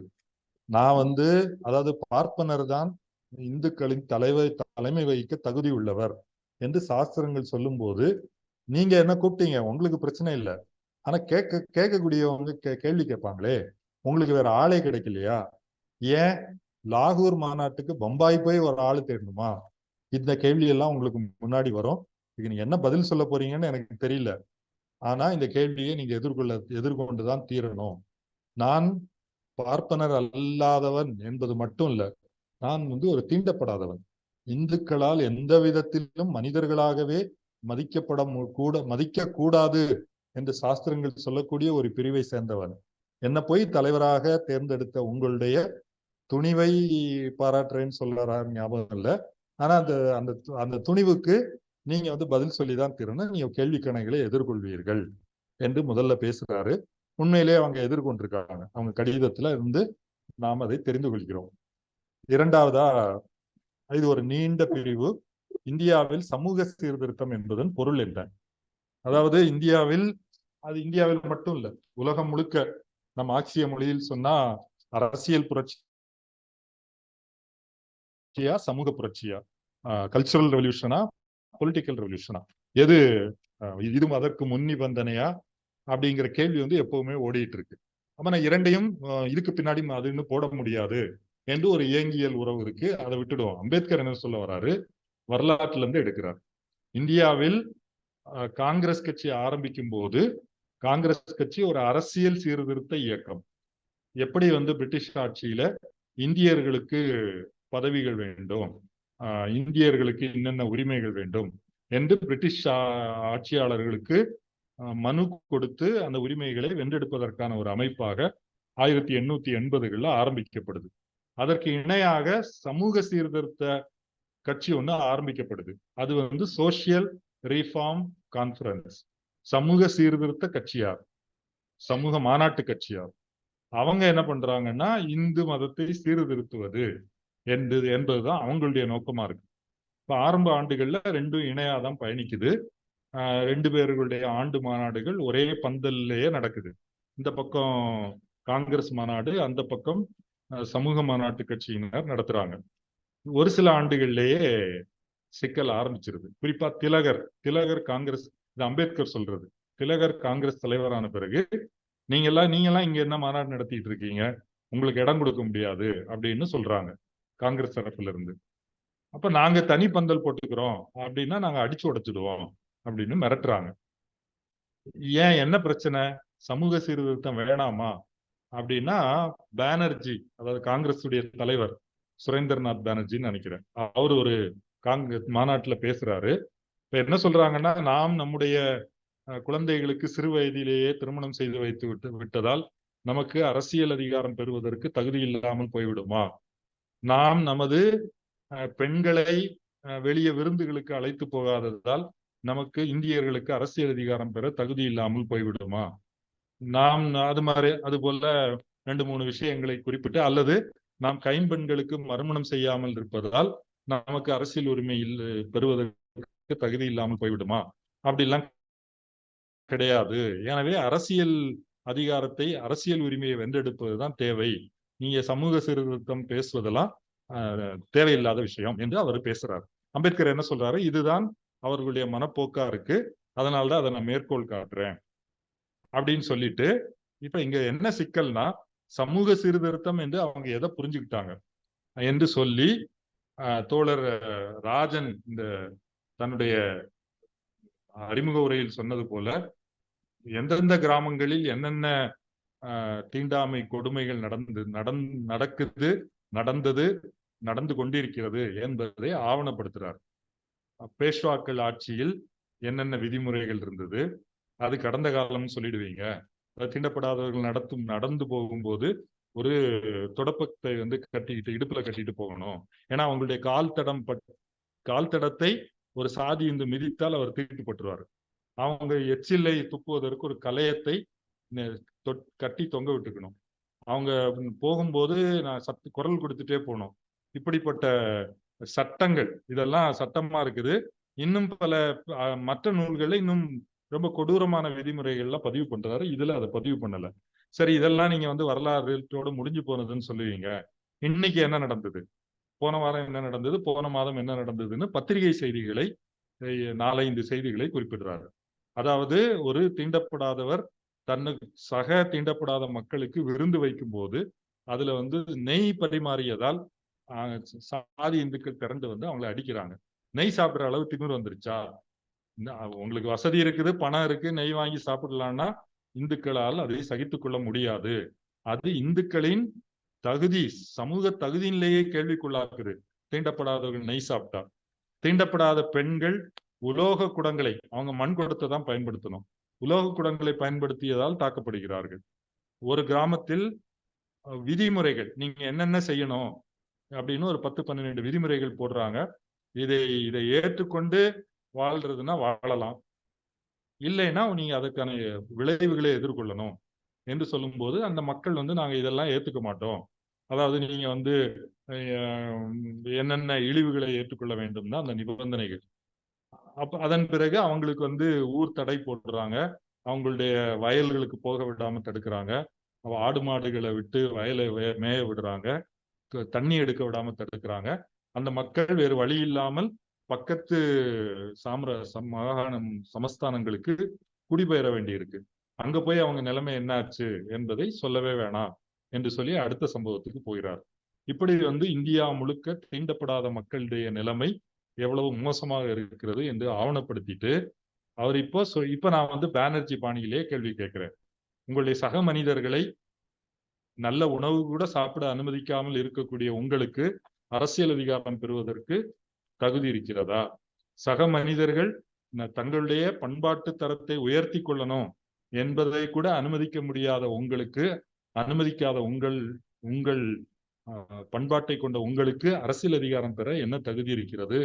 பானர்ஜி கேட்ட அதே கேள்விதான். இப்படி கேள்விகளை அடுக்கிட்டு என்ன சொல்றாரு, ஏன் அந்த சமூக மாநாட்டு கட்சி தோத்து போச்சுன்னா, அவங்க புரிந்து கொண்ட சமூக சீர்திருத்தம் என்பது குடும்ப சீர்திருத்தம். அதுல இருந்த எல்லாருமே இந்த இருபிறப்பாளரான பெரும்பாலான பார்ப்பனர்கள். அவங்க வீட்டுல இளம் கைம்பெண்கள் இருப்பாங்க, சிறு வயதிலே திருமணம் செஞ்சு கொண்ட கொடுமைகள் நடந்திருக்கும், அல்லது இந்த பெண்களை படிக்க அனுமதிக்காம இருக்கிறது, இதெல்லாம் பார்த்து மனசு கஷ்டப்பட்டிருக்கும். அப்ப அதுதான் நம்ம சமூகத்தை சீர்திருத்தணும். நான் ஆரம்பத்திலேயே குறிப்பிட்ட போது அதுதான் நம்முடைய சமூகம், அதை சரி செஞ்சா இந்த சமூகம் சரியாயிடும். இப்படிதான் அவங்க சின்சியராகவே நேர்மையாகவே நம்புறாங்க அந்த சமூக சீர்திருத்த கட்சியினர். அதற்காக முயற்சி பண்றாங்க. எனவே அது சமூகத்தில் எடுபடாம போயிடுச்சு. எனவேதான் அந்த சமூக சீர்திருத்த கட்சி தோற்றதை தவிர உண்மையில் சமூக சீர்திருத்தத்தின் தேவை தோற்று போகல. அது எதன் மூலமாக நிரூபணமாகுதுன்னா, இந்த இரட்டை வாக்குரிமை, இந்த இந்த சமூகத்தில் உள்ள அரசியல் அல்லது சமூகத்தில் உள்ள பிளவுகள் அரசியல் கோரிக்கைகளாக வெளிப்படுகின்றன. நீங்க கண்ண மூடிக்கலாம், ஆனா மக்களுடைய கோரிக்கைகள் இது போன்ற ஒரு ஒரு பங்கேற்பு ஜனநாயகம் பிரிட்டிஷார் படிப்படியாக புகுத்தும் போது இந்துக்கள் அதுல பங்கு கேட்டா தீண்டப்படாதவர்களும் கேட்கதான் செய்வாங்க, முஸ்லிம்களும் தனியா கேட்கதான் செய்வாங்க. இதிலிருந்து இது தவிர்க்க இயலாமல் உங்க முன்னாடி நிக்குது என்று அவர் அடுத்த பகுதியில அதுக்கு 4வது பகுதியில விளக்குறாரு. அப்ப இந்தியாவில் உள்ள சீர்திருத்தவாதிகளுடைய பார்வை என்ன, அது ஏன் முட்டுச்சந்தை சந்திக்கிறது, அவர்களால் ஏன் இந்திய சமூகத்தை சரியாக புரிந்து கொண்டு மாற்றியமைப்பதற்கான திட்டத்தை வகுக்க முடியவில்லை என்பது 3வது தலைப்பு தான் நமக்கு கம்யூனிஸ்டுகள் தோழர்களுக்கு ரொம்ப முக்கியமானது. ரொம்ப எளிமையான, ரொம்ப எளிதில் புரிந்து கொள்ளக்கூடிய வாதம். அவர் இதுல வரலாற்று பொருள் முதல்வாதத்தை மறுக்கவோ கருத்து முதல்வாதத்தை வைக்கவோ சொல்லல. நிச்சயமாக பொது உடைமை வேணும், சுரண்டல் ஒழிய வேண்டும், எல்லோருமே ஏத்துக்கிறோம், எல்லோரும் சமமாக இருக்க வேண்டும் என்பதில் மாற்று கருத்தே இல்லை. எப்படி சாதிக்க போறீங்க? நீங்க பொருளாதார சீர்திருத்தத்தை சாதிக்க வேண்டும் என்றால் அரசியல் அதிகாரத்தை கைப்பற்ற வேண்டும்.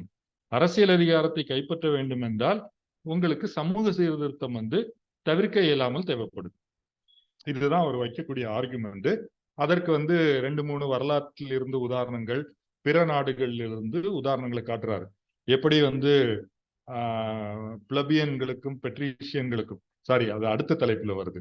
அப்ப இந்திய சோசியலிஸ்டுகளுக்கு சொல்லும் போது நீங்க இந்திய உழைக்கும் மக்களை ஒன்று திரட்டி அதிகாரத்தை கைப்பற்றி எப்படி உழைக்கும் மக்களை ஒன்று திரட்டுவீங்க? அதாவது அதிகாரத்துக்கு வருவதற்கு முன்னாடி அல்லது ஒன்று சேருவதற்கு முன்னாடி அதிகாரத்தை கைப்பற்றிய பிறகு நாங்கள் சமமான மனிதர்களாக நடத்தப்படுவோம் என்று நம்பிக்கை ஏற்படும்படி உங்களுடைய அரசியல் திட்டம் இருக்கணும். ஆனா நீங்க அதெல்லாம் ஒண்ணும் இல்ல, அதிகாரத்துக்கு வந்த பிறகு பார்க்கலாம் வாங்க அப்படின்னு சொல்றீங்க. எப்படி நம்பிக்கை வரும்? நடைமுறை தானே, எவ்வளவு சொற்களை விட நடைமுறை தானே மக்களை கன்வின்ஸ் பண்ணும். இந்த ஆர்குமெண்ட்டை சொல்றாரு. அப்புறம் சொல்றாரு, ஓகே ஏதோ நீங்க ஒரு அற்புதத்தையே சாதித்து அதிகாரத்தை கைப்பற்றிய பிறகும் சாதி என்ற பிரச்சனை அரக்கன் உங்க முன்னாடி நிக்கதான் செய்வான், அல்லது மான்ஸ்டர் அவருடைய வார்த்தையை பயன்படுத்துவோம். ஏன்னா அரக்கன் என்பது வேறு சில அரசியல் பொருட்களையும் கொண்டிருக்கு. அப்ப இந்த மான்ஸ்டரை நீங்க புரட்சிக்கு முன்னாடி கையாளலைன்னா புரட்சிக்கு முன்னாடி பின்பு அது உங்க முன்னாடி நிக்கும். அதை புரிந்து கொள்வது, எந்த ஒரு பொருளையும் எந்த ஒரு சமூக சிக்கலையும் புரிந்து கொள்வதற்கு அதனுடைய வரலாற்று தோற்றுவாயை கண்டறிந்து அது எப்படி வரலாற்றில் பரிணாம வளர்ச்சி அடைந்து என்னென்ன மாற்றங்களை அடைந்து இன்றைக்கு இயங்கி கொண்டிருக்கிறது என்பதை புரிந்து கொள்ள வேண்டும். இதை மார்க்சியத்துல நம்ம மறுக்க மாட்டோம். அது லெனின் அரசு பற்றி பேசும்போது இதை குறிப்பிடுறாரு. ஏதாவது ஒரு சிக்கலான பிரச்சனை வந்ததுன்னா இது ஒரு ஃபுல் ப்ரூஃப் மெத்தட், உங்களை யாரும் முட்டாளாக்க முடியாது. வரலாற்றில் இது எப்படி தோன்றிச்சு, எப்படி எல்லாம் அது மாறி வந்திருக்கிறது, இன்றைக்கு எப்படி செயல்படுது என்பதை புரிந்து கொள்ளாமல் நீங்க அதை எதிர்கொள்ள முடியாது. அது புரட்சிக்கு முன்பும் சரி, புரட்சிக்கு பின்பும் சரி. எனவே இந்திய சோசியலிஸ்டுகள் மிகவும் நேர்மையாக பரிசீலித்தே தீர வேண்டிய ஒரு வாதம். இதுல பெரிய ஒரு ஆழமான ஆய்வு வாதம் எல்லாம் பின்னாடி வருது. ஆனா இந்த இடம் ஒரு ஒரு தோழர், அடிப்படை மார்க்சிய அறிமுகம் உள்ள தோழர் நிச்சயமாக நேர்மையாக பரிசீலிக்க வேண்டிய ஒரு வாதத்தை இங்க தோழர் அம்பேத்கர் வைக்கிறார். அதன் பிறகு சாதியை நியாயப்படுத்தக்கூடிய தரப்பு, இதெல்லாம் சாதியை ஒழிக்கணும்னு சொல்லக்கூடியவங்க, இதுவரைக்கும் பேசினவங்க, அந்த ஜாத் பாத் தோடக் மண்டல், அந்த சமூக சீர்திருத்த மாநாடு, அதே போல சோசியலிஸ்டுகள். இன்னும் சில பேர் சாதியினால உங்களுக்கு என்னங்க பிரச்சனை, சாதி என்பது உழைப்பு பிரிவினை, சமூகத்துல ஒவ்வொருத்தரும் ஒவ்வொரு வேலை செஞ்சாதானே எஃபிஷியண்டா இருக்கும், சமூகத்தினுடைய திறனை மேம்படுத்த முடியும் என்று ஒரு வாதம் வைக்கப்படுது. அதனாலதான் அந்த காலத்துல சாதியை உருவாக்குனாங்க. ஒவ்வொருத்தரும் அவங்கவங்க வேலையை செஞ்சா இந்த உழைப்பு பிரிவினை, மறுபடியும் மூலதனம் நூல் படிக்கும் போது மார்க்ஸ் உழைப்பு பிரிவினை பத்தி பேசுறாரு. அதனால உற்பத்தி திறன் எப்படி அதிகமாகுது, ஒரே அளவு உழைப்பை வைத்து அதிக பொருட்களை எப்படி உற்பத்தி செய்ய முடியுது, திறன் எப்படி அதிகமாகுது, எல்லாமே இருக்கு. ஆனால் சாதி என்பது உழைப்பு பிரிவினை மட்டுமா? அது உழைப்பாளர்களை பிரிப்பதாகவும் இருக்கிறது. புகழ்பெற்ற அம்பேத்கருடைய வரையறை உழைப்பாளர்களை பிரிப்பதாக இருக்கிறது என்றால் பிறப்பில் இருந்தே அவர்களை பிரித்து வைக்கிறது.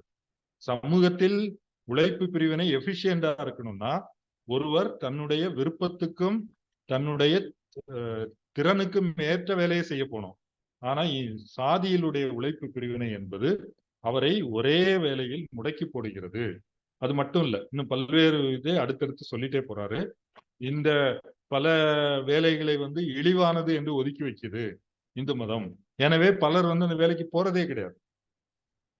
இந்த உழைப்பு பிரிவினைனால, இந்த சாதினால என்ன ஆகுது அப்படின்னா, அவர் ஒரு பாயிண்ட் போற போக்குல சொல்றாரு. நமக்கு ரொம்ப எளிமைப்படுத்தப்பட்டதா தோணுது, ரொம்ப ஆழமானது. மூலதனம் நூலை படித்த பிறகு அதனுடைய முக்கியத்துவம் புரியுது. அவர் அதை புரிந்து கொண்டு சொன்னாரான்னு என்னன்னு தெரியல. ஆனா அதனுடைய உள் உணர்வு அதுல இருக்கு. அவர் என்ன சொல்றாரு, இந்த சாதி முறை இருப்பது இந்தியாவில் வேலையின்மைக்கு ஒரு முக்கியமான காரணியா இருக்கு அப்படின்னு சொல்றாரு. நான் அதை மாத்தி சொல்லுவேன், இந்தியாவில் முதலாளித்துவ வளர்ச்சியின் தடைக்கு ஒரு முக்கிய காரணியா இருக்கு. முதலாளித்துவ வளர்ச்சியினால் வேலையின்மை அதிகமாகும் நமக்கு தெரியும். இந்த ஒரு முதலாளித்துவ வளர்ச்சி அல்லது சரக்கு உற்பத்தியின் வளர்ச்சி என்பது மனிதர்களுக்கிடையே சமத்துவம் என்பது கண்மூடித்தனமான நம்பிக்கையாக நிலை பெற்று இருக்க வேண்டும் அப்படின்னு மார்க்ஸ் மூலதனம் நூல்ல ஒரு இடத்துல சொல்றாரு. யாரும் எந்த வேலைக்கும் எப்ப வேணாலும் மாறி போய்க்கலாம். அதற்கு சமூக ரீதியான தடைகளோ மன ரீதியான தடைகளோ இருக்கக்கூடாது. அப்பதானே எஃபிஷியண்டா இருக்க முடியும். எனக்கு துப்புரவு தொழில் எனக்கு ஆர்வம் இருக்குதுன்னா அதுல போறதுக்கு எனக்கு எந்த தடைகளும் இருக்கக்கூடாது. அல்லது ஒருவர் வங்கி தொழிலிலோ அல்லது கோயிலில் ஒரு தத்துவத்துறைக்குள்ள அவர் போகணும் என்றால் அவருக்கு எந்த தடையும் இருக்கக்கூடாது. அல்லது ஐஐடியில போய் நான் படிச்சு விஞ்ஞானி ஆகணும் என்றால் அவருக்கு எந்த தடையும் இருக்கக்கூடாது. இந்திய சமூகத்தில் இந்த தடைகள் எல்லாம் இருக்குன்னு நமக்கு தெரியும். அப்ப எப்படி ஒரு இன்எஃபிஷியன்ட் முறையாக இருக்கிறது. இந்த சாதிய முறை உழைப்பு பிரிவினை கிடையாது, அது உழைப்பாளர்களின் பிரிவினை என்று அந்த தர்க்கத்தை வைக்கிறார். அடுத்தது இன மேம்பாடு. அதாவது 1930களில் இது ரொம்ப ஃபேமஸா இருக்கு. அது ஆங்கிலத்துல எனக்கு பேரு டக்குன்னு மறந்துருச்சு. அந்த ஹிட்லர் இவங்கெல்லாம் இதை பயன்படுத்துறாங்க. அதான் மேம்பட்ட மனிதர்களை இனவிருத்தி செய்வதன் மூலமாக உயர்ந்த தரத்திலான இந்த மரபணுவை நாம உருவாக்கிக்கலாம். ஏதோ ஒரு ஜெனட்டிக்ஸ் அப்படின்னு வரும், யூஜெனிக்ஸ். அப்ப என்ன பண்ணணும், இந்த பலவீனமான மரபணு உள்ளவங்களை எல்லாம் கொண்டுறணும் அப்படின்னு அதனுடைய ரொம்ப எதிர்மறையான பகுதி. அம்பேத்கர் அதை ஆதரிக்கல. அதை அவரு நீ இனமா மேம்பாட்டு கோட்பாடுன்னு இவங்க முன்வைக்கிறாங்க. சாதி என்ன செய்யுதுன்னா, ஒரு நம்முடைய அல்லது இன தூய்மையை பாதுகாத்து தலைமுறைக்கு தலைமுறை சிறந்த ஸ்டாக் ஜீன் பூல உருவாக்குது அப்படின்னு சொல்றாங்க. அது அபத்தமா இருக்கு. நவீன அறிவியலை வைத்து பார்த்தாலே நீங்க சாதிகளுக்கிடையே கலப்பு ஏற்படும் போதுதான் மேம்பாடு ஏற்படுது என்பது அறிவியலுக்கு தெரியும். இல்ல நீங்க யூஜெனிக்ஸே உண்மையா இருக்குதுன்னு வைத்துக் கொண்டாலும் இன்னைக்கு அதுக்கான ஆதாரங்கள் எல்லாம் கிடைக்கல 1930களில். அதன் பிறகு அது பொய் அப்படின்னு நிரூபணம் ஆயிடுச்சு. இதை வச்சு இந்துக்கள் பேசுறாங்கன்னா 2000 வருஷம் முன்னாடி அல்லது 1000 வருடம் முன்னாடி உங்கள் முன்னோர்களுக்கு இன்னைக்கு இருக்கிற விஞ்ஞானிகளை விட அதிக அறிவு இருந்துன்னு சொல்றீங்களா அப்படின்னு ஒரு கேள்வியை போடுறாரு. சரி, ஓகேப்பா, நீங்க அவ்வளவு பெரிய மேதைகளாகவே இருந்தீங்க, உங்களுடைய யோகியதை என்ன? இந்த இன மேம்பாட்டினால் இன்றைக்கு இந்து சமூகம் எப்படி இருக்கு? இந்துக்களினுடைய உடல் தகுதி என்ன? எத்தனை சதவீத மக்கள் இராணுவத்தில் சேருவதற்கு உயரமும் எடையும் இல்லைன்னு நிராகரிக்கப்படுறாங்க. இதெல்லாம் அவர் முன் வைக்கிறார். அல்லது இந்தியாவில் உள்ள ஒரு மிகப்பெரிய அறிவு சாதனை எல்லாம் என்ன கண்டுபிடிச்சீங்க?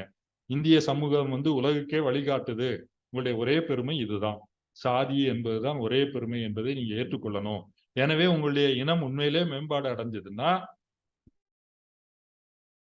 எப்படிப்பட்ட இனமாக இருக்கிறது என்று பார்க்கும்போது இதுல இன மேம்பாட்டுக்கு எந்த அறிகுறியும் இல்லை. அப்புறம் இந்துக்கள் மத்தியில் சாதி ஏற்படுத்திய சீரழிவு, இதை பற்றி, அதாவது இந்துக்களிடையே இந்துக்களிடையே சாதிகளுக்கிடையே இருக்கிற பகைமை, அதாவது ஒவ்வொரு சாதியுமே தன்னை ஒரு தனி குடியரசாக பார்க்குது, மற்ற சாதிகளை பகையாதான் பார்க்குது. அந்த சாதிக்கு எதிராக இவங்க மோதிக்கிறது, கதைகள் சொல்லுவது, அவர்களை கீழ்நிலையில வச்சு பார்க்கிறது, அல்லது கிண்டல் செய்வது, அல்லது இன்னும் ரொம்ப அதிகமா போகும்போது பகைமை, அடிதடி, சண்டைன்னு போறது. இப்ப இந்துக்கள் எப்பவுமே ஒரு ஸ்டேட் ஆஃப் வார், சண்டை போடுற தயார் நிலையில தான் இருக்கிறாங்க. அது சண்டை போட தயார் நிலைன்னா நம்ம என்ன நினைக்கிறோம், அருவாளை எடுத்துட்டு போய் வெட்டுறது, அது மட்டும் இல்ல. கருத்தியல் ரீதியாகவே இந்துக்கள் பிளவுபட்டு இருக்கிறார்கள். எப்போ ஒன்றுபடுறாங்க, முஸ்லீமுக்கு எதிராக சண்டை போடணும்னா மட்டும் இவங்க ஒண்ணு சேர்ந்துக்கிறாங்க. அந்த இடம் மட்டும்தான் ஐக்கியம், அப்புறம் தானா பிரிஞ்சு போயிடுறாங்க, தனித்தனி சாதிகளாக பிரிந்து அடிச்சுக்கிறாங்க. இதுதான் இந்துக்கள் மத்தியில் சாதி ஏற்படுத்துற சீரழிவு. இப்ப இதனால் இந்துக்களுக்கு ஒரு சுய நம்பிக்கையே இல்லாம போயிடுச்சு. எப்படி ஒரு முஸ்லீம்கிட்ட கேட்டீங்கன்னா அவர் எப்பவுமே ஒரு தைரியமா இருக்கிறார். ஒரு சீக்கியர் 100 இந்துக்களுக்கு ஒரு சீக்கியர்களின் கல்சா சமம் அப்படின்னு ஒரு டயலாக் இருக்கான். ஏன்னா அது அவர்களுடைய ஒற்றுமையை காட்டுது. அதே போல முஸ்லீம்கள் சொல்றாங்களாம், 10 இந்துவை ஒரு முஸ்லீம் அடிச்சிருவான். அவங்களுடைய உடல் வலிமை எல்லாம் இல்ல, அதை வச்சு அவங்க சொல்லல, அவங்களுடைய சமூக வலிமை. ஒரு முஸ்லீமுக்கு ஒண்ணுன்னா 1000 பேர் வருவான்னு அவனுக்கு தெரியும், இந்துவுக்கு ஒண்ணுன்னா சாதிக்காரன் தான் வருவான் என்ற பய உணர்வு இந்துக்களுக்கு இருந்து கொண்டே இருக்கிறது. ரொம்ப அம்பேத்கருடைய எழுத்துக்களை படிக்கும் போது ரொம்ப அக்கறையோடு, ஒரு சமூக அக்கறையோடு, வெறுப்புணர்வு இல்லாமல் தான் அதை பேசுறாரு என்பதை நம்மளால புரிஞ்சுக்க முடியுது. உண்மையிலே அக்கறையில சொல்றாரு, இப்படி எல்லாம் இருக்கிறீங்களே, இதுதான் இதை ஒரு செலக்டிவா எடுத்துதான் நம்ம சங் பரிவாரம் பயன்படுத்துது.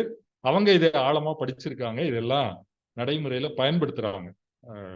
என்ன எதிர்மறையில அம்பேத்கர் என்ன நோக்கத்துல அதை சொன்னாரோ அதுக்கு நேர் எதிர் நோக்கத்துல அவங்க பயன்படுத்துறாங்க.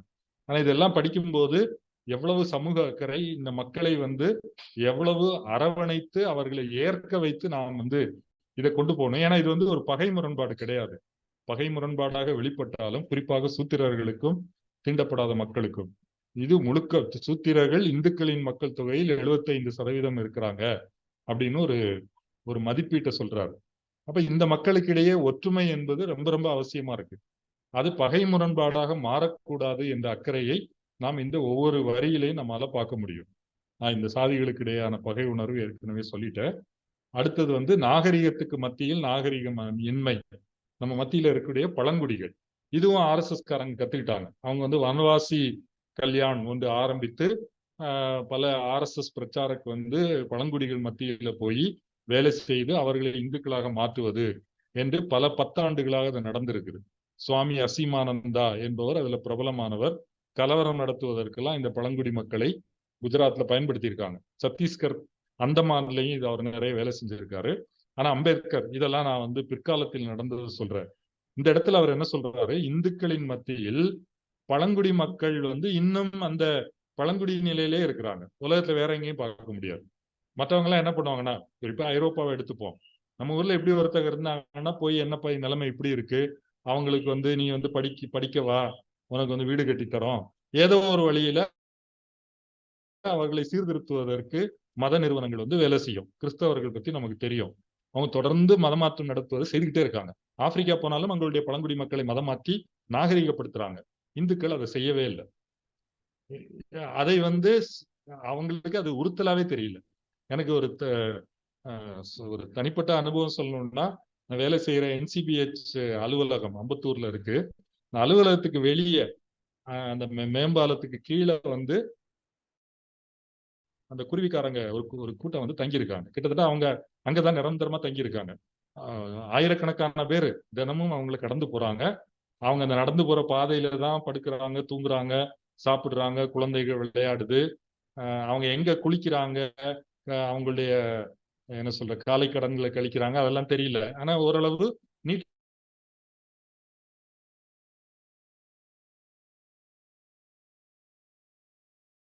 தான் மெயின்டைன் பண்றாங்க.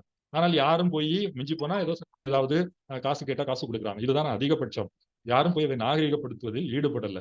நான் தனிப்பட்ட முறையில நான் கேட்டேன், என்னங்க இவங்களுக்கு எல்லாம் வீடு எல்லாம் கட்டி கொடுக்கலையா? இல்ல சார், அவங்க மறுபடியும் வீடு கட்டி கொடுத்தாலும் அங்க இருக்க மாட்டேங்கிறாங்க. அதோட நான் நின்னுட்டேன். இப்ப நம்முடைய தனிப்பட்ட முறையில அதுக்குள்ள போல. ஏன்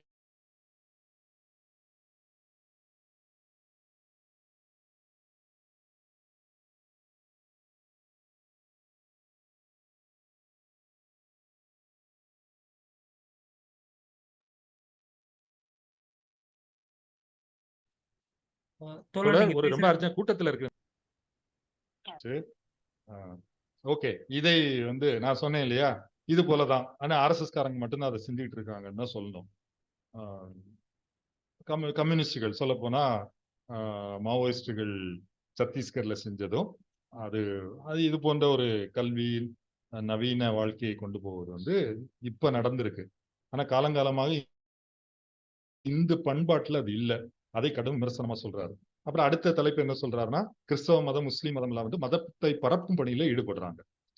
ஆனா இந்து மதமும் ஒரு காலத்துல அப்படி பரப்பி இருக்கணும். இல்லைன்னா வட இந்தியாவில் தோன்றிய பார்ப்பன மதம் எப்படி இந்தியா முழுக்க பரவிச்சு.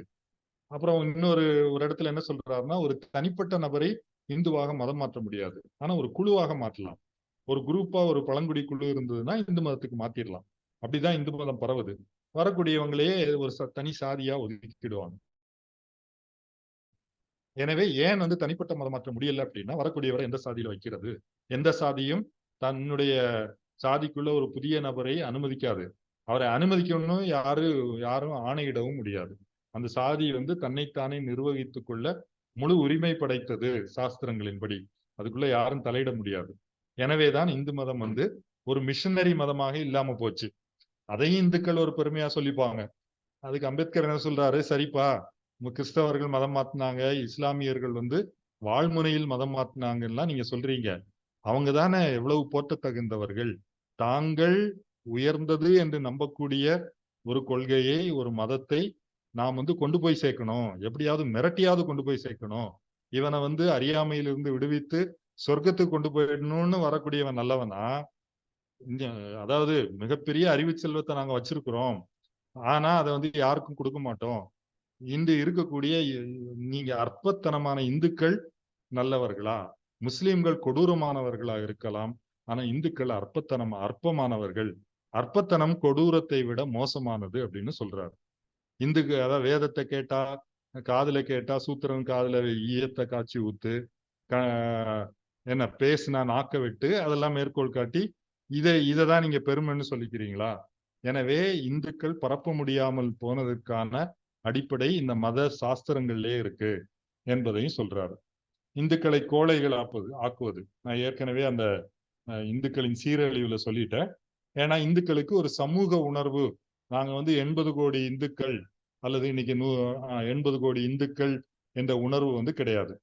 ஒவ்வொருவரும் இன்ன சாதியினர் என்ற உணர்வு தான் இருக்கும். தமிழர்கள் என்ற உணர்வும் இந்திய இந்துக்களுக்கு கிடையாது. அப்படி உணர்வை உருவாக்குவதற்கு தான் ஆர்எஸ்எஸ் முயற்சி பண்ணுது. அது சில சமயங்கள்ல வெற்றி பெறுது. எங்கெல்லாம் கலவரத்தை உருவாக்கி பகையை, முஸ்லிம்களுக்கு எதிராக பகையை தூண்டுதோ அங்கு ஒரு ஒற்றுமை வரும் தற்காலிகமா. அதன் பிறகு அது பிரிஞ்சு போயிடுது. இதுதான் யதார்த்தம். எனவே இந்துக்கள், அவர் சொல்லுவது இங்கேயும் சொல்றாரு, பிற இடங்கள்லயும் சொல்றாரு, எந்த ஒரு இத மார்க்ஸ் சொல்லக்கூடியது, எந்த ஒரு படையெடுப்பாளன் வந்தாலும் உடனடியாக மண்டியிட்டு காலில் விழக்கூடிய ஒரு சமூகம். சண்டை போடுற பிரிவு தனி பிரிவு. பெரும்பான்மை மக்களுக்கு ஆயுதம் எந்தும் உரிமையும் கிடையாது, தங்களுடைய தத்துவ கல்வி பெறும் உரிமையும் கிடையாது. அவங்க எதுக்கு சண்டை போடுவாங்க? எனவே இது கோழைகளின் சமூகமாக இருக்கிறது.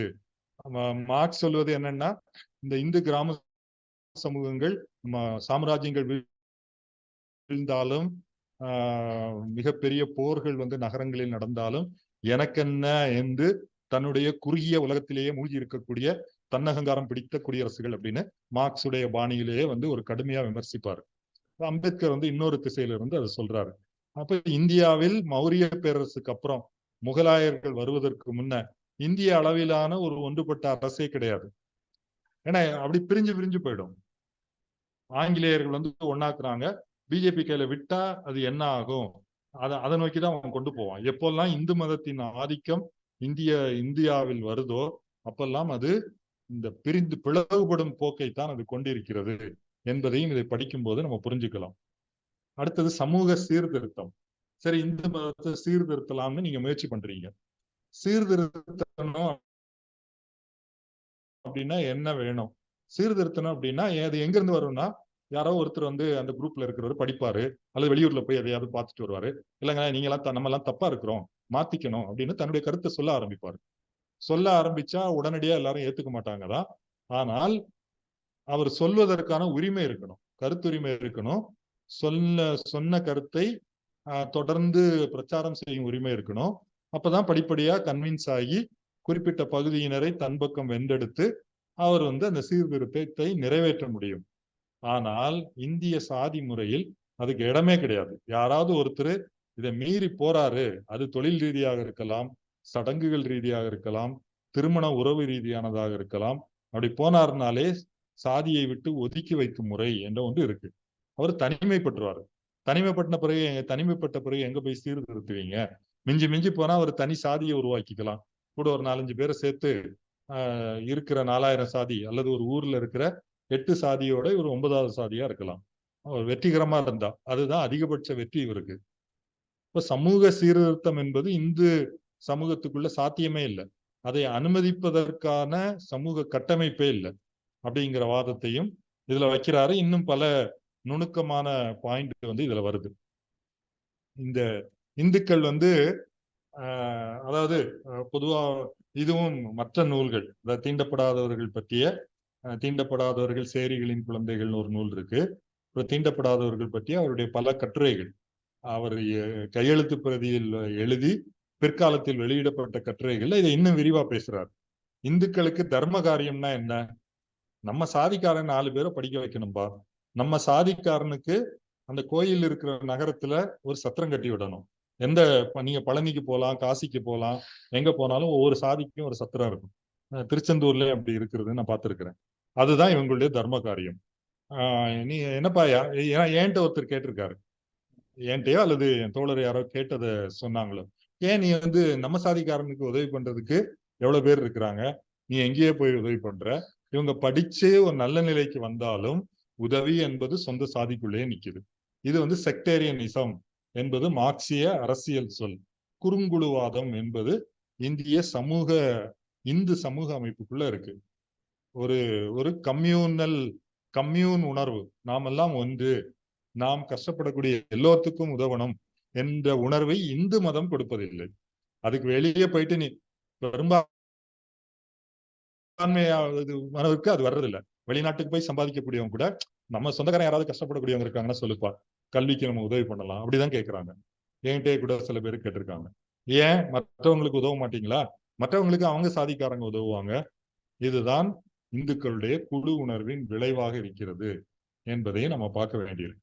சரி, இப்படி எல்லாம் இப்ப நீங்க குறை சொல்லிக்கிட்டே இருக்கிறீங்க, உங்கள்கிட்ட என்னதான் தீர்வு இருக்கு என்று கேள்வி கேட்பீங்க. அந்த தீர்வையும் நான் சொல்லிடுறேன். என்னுடைய தீர்வு ரொம்ப தெளிவானது. இந்தியாவினுடைய இந்து மதத்தின் படிநிலை ஏற்றத்தாழ்வு, அதாவது பார்ப்பன சாதிகள், சத்திரிய சாதிகள், வைசிய சாதிகள், இவர்கள் இருபிறப்பாளர்கள். அதன் பிறகு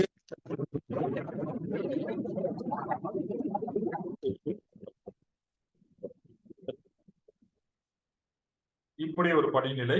இந்த படிநிலையின் வெளியே கீழே இருக்கக்கூடிய அவர்ணர்கள், தீண்டப்படாதவர்கள், தலித்துகள், பட்டியலின மக்கள், இந்த படிநிலை சமூகத்துக்கு படிநிலை அடுக்கில் உரிமைகளும் கடமைகளும் அசுத்தமும் தூய்மையும் கோட்பாட்டு ரீதியாக சுமத்தப்பட்டிருக்கிறது.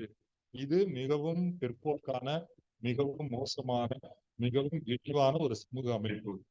இதற்கு எதிராக நாம் நிறுத்துவது ஜனநாயகத்தை. ஜனநாயகத்தின் உள்ளடக்கம் சுதந்திரம், சமத்துவம், சகோதரத்துவம். சுதந்திரம் என்பது சகோதரத்துவம் இல்லாமல் சுதந்திரம் இருக்க முடியுமா? சுதந்திரத்தை நீங்க கட்டி காட்ட முடியுமா? சகோதரத்துவம் இல்லாமல் சமத்துவம் இருக்க முடியுமா? சகோதரத்துவம் என்பதுதான் இந்த இரண்டுக்குமான அடிப்படையா இருக்கு. அப்ப இந்து மதத்தில் சகோதரத்துவத்துக்கு எவ்வளவு வாய்ப்பு இருக்கு?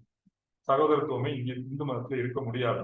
நாங்க தாயும் பிள்ளையுமா பழகிறேன், அவர் எங்க வீட்டுல போய் நாங்க சாப்பிடுவோம், ஒன்னா சாப்பிடுவோம், ஒரே பாயில கூட படுத்துப்போம், சாதியே பார்க்கறது இல்லை என்று சொல்பவர்கள் கூட அவங்க வீட்டு திருமணத்திலோ, திருமணத்துக்கு ஒருவேளை லவ் பண்ணிட்டா கூட அவர் கல்யாணம் பண்ணி வச்சிடலாம். திருமணத்துக்கு பொண்ணு பாக்குறாங்க, மாப்பிள்ளை பாக்குறாங்க, சாதிக்குள்ளதான் பாக்குறாங்க. மிகவும் விதிவிலக்கா ஒரு திராவிட இயக்கம் அல்லது கம்யூனிஸ்ட் இயக்கத்துல இருக்கக்கூடிய தோழர்கள் திட்டமிட்டு சாதி மறுப்பு திருமணம் என்று போகக்கூடிய, விரல் விட்டு எண்ணக்கூடிய அல்லது இந்துக்கள் மத்தியில் மிக சிறு சதவீதத்தினர் மட்டும்தான் இதை போறாங்க. இந்துக்களின் டிஃபால்ட் உணர்வு இந்த லட்சிய சமூகத்துக்கு நேர் எதிராக இருக்கிறது. அம்பேத்கருடைய அரசியல் என்பது இதற்கு நேர் எதிரான அரசியல். அது முதலாளித்துவ ஜனநாயகத்துக்கான அரசியல் தான். இதோட சொல்லிட்டு நான் முடிச்சுக்கிறேன். அடுத்த வாரம் இது தொடர்ந்து இதே பாயிண்ட் தான் பேசணும். அப்ப இந்த இந்தியாவின் புரட்சி, இந்தியாவில் பொது உடைமைக்கான முன் தேவைகள் என்று சொல்லும் போது, உலகத்தில் எந்த சமூகத்திலும் சோசியலிசத்துக்கான முன் தேவை முதலாளித்துவ ஜனநாயகம். அது பாட்டாளி வர்க்கத்தின் தலைமையில் புதிய ஜனநாயகமாகவோ அல்லது மக்கள் ஜனநாயகமாகவோ அல்லது தேசிய ஜனநாயகமாகவோ வரலாம். அது இல்லாம நீங்க சோசியலிசத்தை பத்தி யோசிக்க முடியாது. அதுதான் அம்பேத்கரும் தன்னுடைய இறுதி ஆண்டுகளில் எழுதி கையெழுத்து பிரதியில் விட்டு சென்றது. அதே விஷயத்தை தான் தன்னுடைய அரசியலாக முன்வைக்கிறார். இப்படிப்பட்ட ஒரு சமூகமாக இந்து சமூகத்தை கட்டமைக்க வேண்டும். அதன் மூலமாகத்தான் நீங்கள் சாதியை அழித்தொழிக்க முடியும்.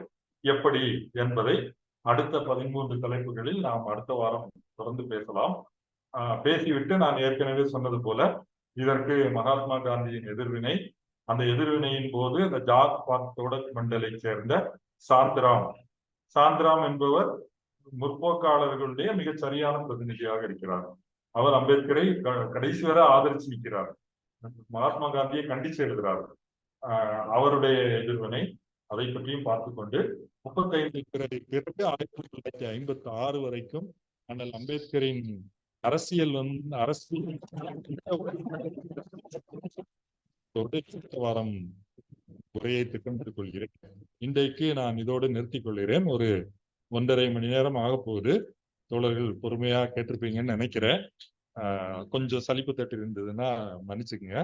நூலை படிக்க வேண்டும் என்பதுதான் என்னுடைய நோக்கம். அதனால் நிறைய உள்ளடக்கத்துக்குள்ள போகவோ அல்லது விவரங்களை திரட்டுவதற்கான உழைப்பையோ நான் செலுத்தல. ஒரு அடிப்படையான அவுட்லைனை தான் நான் கொடுத்திருக்கிறேன். எனவே நூலை தோழர்கள் படியுங்கள், கூட்டாக படியுங்கள் என்று கேட்டுக்கொண்டு நான் என்னுடைய உரையை நிறைவு செய்கிறேன். நன்றி தோழர்கள்.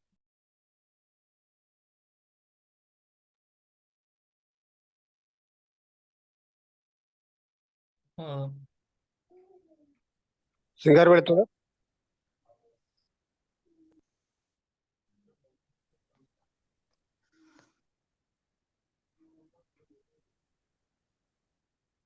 சிங்காரவேல் தோழர்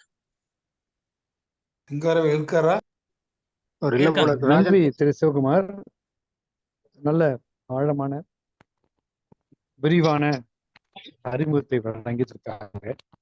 வெறும் நூல் அறிமுகம் என்ற எல்லையை தாண்டி அம்பேத்கருடைய பணிகள் பற்றிய ஒரு ஆய்வாகவே உங்கள் பேச்சு அமைந்து விட்டது. நான் பேசுறது கேட்குதா சிசு? நான் பேசுறது கேக்குது?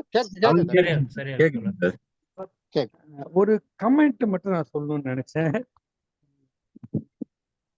இந்த நூலை அனிலேஷன் ஆஃப் கேஸ்ட் நான் ஆங்கிலத்தில் தான் படித்தேன். இந்த நிகழ்வுக்காக 2வது முறை செகண்ட் ரீடிங் ஒன்று கொடுத்தேன். இந்த நூலை ஸ்ட்ரக்சர் வைஸ் 3 பகுதியா பிரிக்கலாம். முதல் பகுதியில reforms should precede economic reforms and political reforms. அதாவது சமூக சீர்திருத்தங்கள், மாற்றங்கள், பொருளாதார சீர்திருத்தங்கள், மாற்றங்களுக்கு அரசியலுக்கு முன்பு செய்யப்பட வேண்டும். அதை விட அதிக முக்கியத்துவம் கொடுக்கப்பட வேண்டும் என்பதற்கான முதல் பார்வை வச்சிருப்பார். முதல்ல பெண்கள் பத்தி அவங்க ஏன் இன்வைட் பண்ணாங்க, புனேல பிரிண்ட் பண்ணாங்க, மும்பைல பிரிண்ட் பண்ணாங்க, அந்த டீட்டெயில்ஸ் அது ஒரு ப்ரிலூட் தான். அதை பேச போறது இல்லை. அது ரொம்ப ஸ்ட்ராங்கா அதை படிக்கும்போது அந்த பெரிய சமகாலத்துக்கும் நிச்சயமாக கருத்து பரிமாற்றங்கள் ஏதோ ஒரு வகையில் இருந்திருக்கணும். பெரியாரும் இந்தியாவின் விடுதலையை விட சமூக சீர்திருத்தம் முதல்ல சமூக மாற்றம், விடுதலையை பத்தி பின்னாக்கப்படும் சொன்னார். அந்த அடிப்படை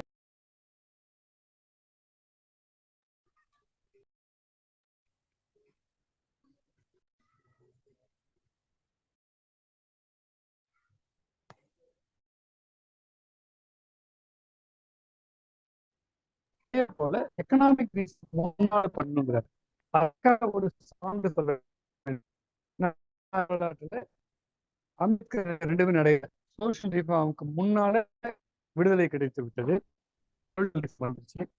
சோசியல் ரிஃபார்ம் முழுமையடைறதுக்கு முன்னாலே எக்கனாமிக் ரிஃபார்ம் அது நல்லதா கெட்டதாங்கிற அந்த பகுதி இந்தியாவுடைய மிக முக்கியமான எக்கனாமிக் ரிஃபார்ம்ங்கிறது 1990 நடந்த லிபரலைசேஷன் நடந்துருச்சு. இந்த சூழல சோசியல் ரிஃபார்ம் பின்தங்கி விட்டது. இந்த கூட்டத்தை பொறுத்தவரை கம்யூனிஸ்ட் கட்சி ஏற்படுத்தியிருக்கிற கூட்டம், நான் கம்யூனிஸ்ட் அல்ல, கம்யூனிஸ்ட் கட்சி social reform should precede economic reform என்கிற பாயிண்ட்ல என்ன நிலைப்பாடு?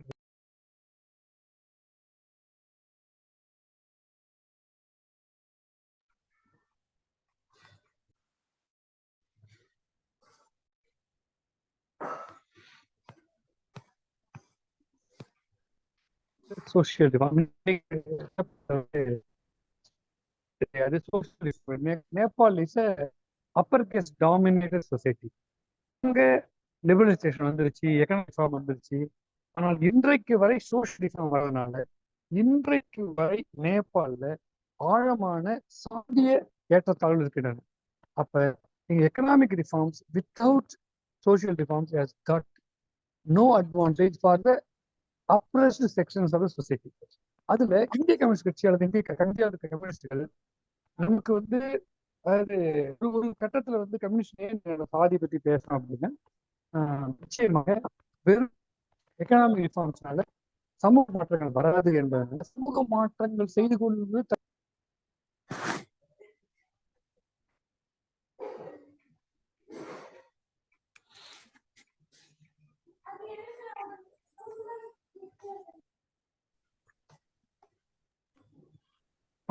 என்பது சாதி.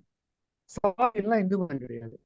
இந்து மதம் என்பது கோட்பாடுகளின் அடிப்படையிலான மதம் அல்ல, சட்டங்களின் அடிப்படையான விதிகளின் அடிப்படையான மதம். ஒரு பாயிண்ட் சொல்றாரு, the Indian Hindu religion is not based on principles but is based on rules and regulations, rules that cannot be changed, rules that had been laid by Smritis and Vedas என்று ஆரம்பிச்சு வேதங்களையும் ஸ்மிருதிகளையும் அல்லது இந்து மத இலக்கியங்களையும் இந்து மத கோட்பாடுகளை கொடுக்கிற அந்த இலக்கியங்களையும் ஒதுக்காமல் வெறுக்காமல் அல்லது அவற்றை அழித்தொழிக்காமல் நீங்க சாதியிலிருந்து பேச முடியாது. அவற்றை அழிப்பது என்பது இந்து மதத்தை அழிப்பது என்றுதான் இந்து மதத்தை அழிக்கணும். சாதியை அழிக்கணும்னா இந்து மதத்தை அழிக்கணுங்கிற பாயிண்ட் வர கடைசியில தான் இந்து மதத்தை அழிப்பதற்கான வழியாக மாற்றத்தை மூணாவது சொல்றாரு. ஏன் மதம் மாறணுங்கிறாரு. அதுலயும் மிக கவனமா சொல்றாரு, நீங்க இந்தியா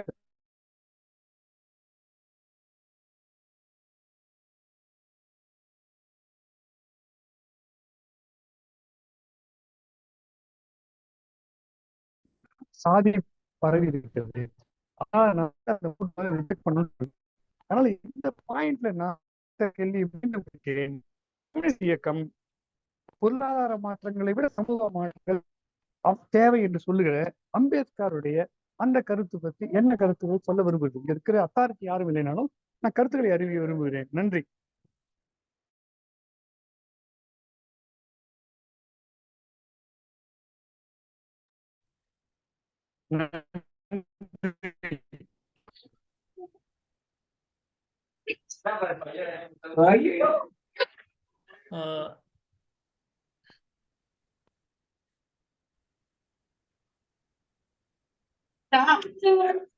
வேற எதுவும் கேள்விகள் இருந்தா கேட்கலாம். ராஜன் தோழர் பேசுங்க தோழர்.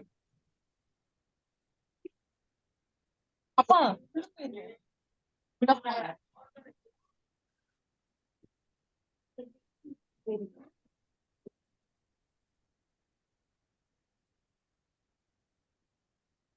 ராஜன் தோழர் பேசலாம். பேசல, நந்தன் பேசுறாரு. நந்தன் பேசுறாங்களா? ஓகே தோழர் பேசலாம், உங்க மைக் ஆன்ல தான் இருக்கு.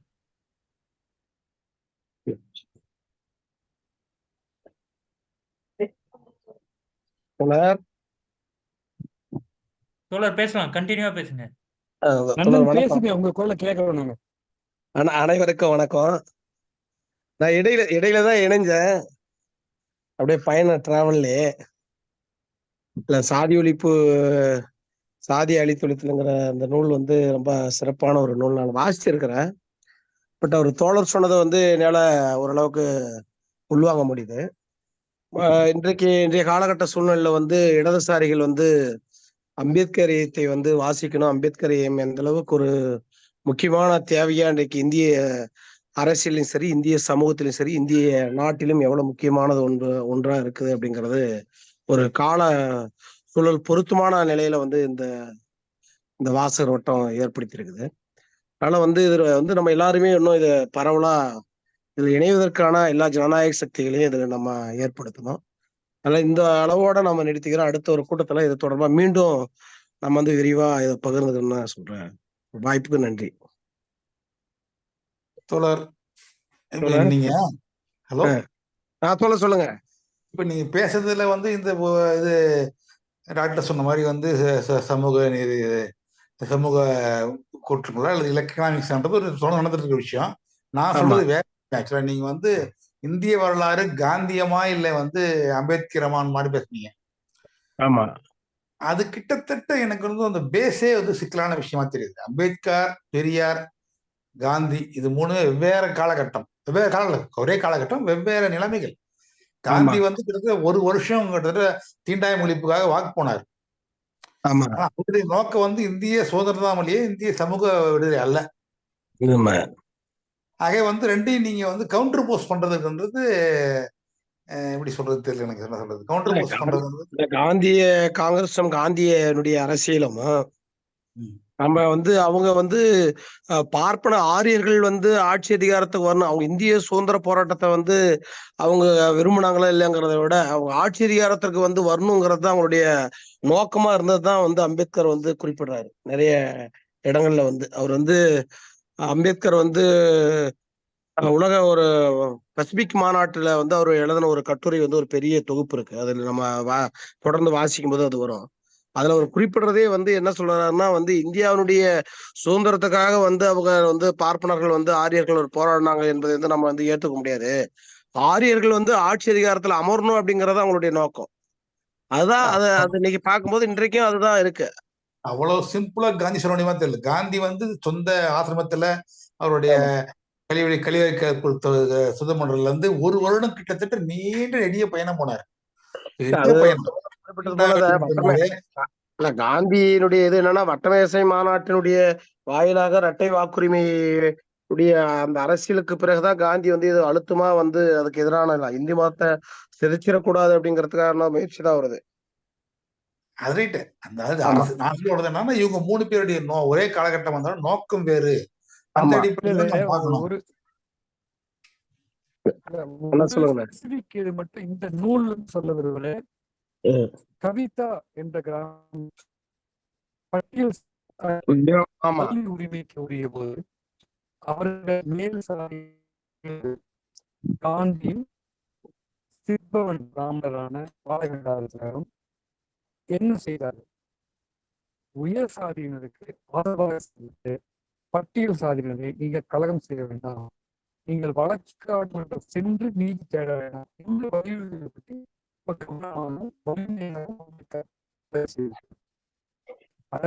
கவிதா டாக்டர் குறுக்கிடறதுக்கு நீங்க பேசுறது விட்டு விட்டு கேக்குது டாக்டர். வழக்காடு மன்றம் செல்ல தொடர்ச்சியா கேட்க முடியல நீங்க பேசுறத. பரவாயில்ல. அது கவிதா என்ற கிராமத்தில் கல்வி உரிமைக்கு கேட்ட ஒடுக்கப்பட்ட மக்கள் வழக்காடு மன்றம் செல்ல முயற்சித்த போது அதனை ஏறக்குறைய நடக்க விடாமல் செய்தார் காந்தி. பாலகங்காதரர்கள் சிற்பவன் பிராமணர் என்பதை இந்த ஒரு சாப்டர்ல விளக்கமா சொல்றாரு. சொல்லி இல்லை அவர் வழக்காடு மன்றம் செல்ல வேண்டும் அவருடைய உரிமைன்னு சொல்றாரு. காந்தி அதே கிராமத்துக்கு போய் உயர் சாதியினரை நீங்கள் தாழ்த்தப்பட்ட விடுங்கள் என்று கேட்கிறாரு. இது வந்து கற்பனாவாத சோசியலிசம் போன்ற ஒரு மோசமான விஷயம். என்ன வந்து அவங்க அனுமதிக்கவில்லை. நீங்க அனுமதிங்கள் சொல்றாரு. அது என்ன ஒரு ஸ்டாண்டுனா அவங்க அனுமதிச்சா நீங்க படிங்க, அனுமதிக்கலாம் படிக்காதீங்கிற மாதிரி அவங்க ஸ்டாண்டு. அதை மிக கடுமையா விமர்சிக்கிறார் அம்பேத்கர். கவிதால வந்து அவங்க ஏன் வழக்காடு மன்றம் போகவில்லை? அவங்க கோர்ட்டு உள்ள விட்டுருப்பாங்கல்ல, படிச்சிருப்பாங்கன்னு. அதனால காந்தி வந்து வெவ்வேறு தளத்துல இயங்கினால ஒரு குறிப்பிட்ட தளத்தில் 2 பேரும் ஒரே நேரத்தில் இயங்க வேண்டிய சூழல் ஏற்படும் போது 2 பேருக்கும் கான்ஃபிளிக்ட் இருக்கு. ஆனா வெவ்வேறு தளத்துல இயங்கினாங்க, 2 பேரும் தொடர்பில்லாத சர்க்கிள்ஸ் இருந்தாங்கன்னு சொல்ல முடியாது.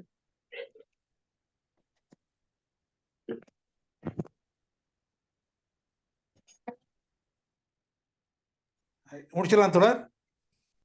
சரிங்க தோழர். வேற யாராவது கேட்கலாம் கேள்வி இருக்கா? ராஜன், அவரு சொல்லுங்க.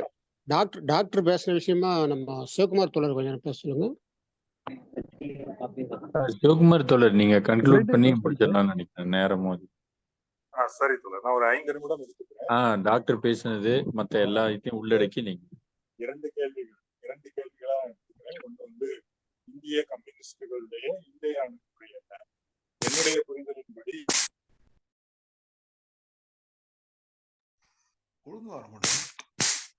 ஒரு டிராவல் இருக்கிறாங்க. தோழர் மியூட்ல இருக்கு சிவகுமார் தோழர்.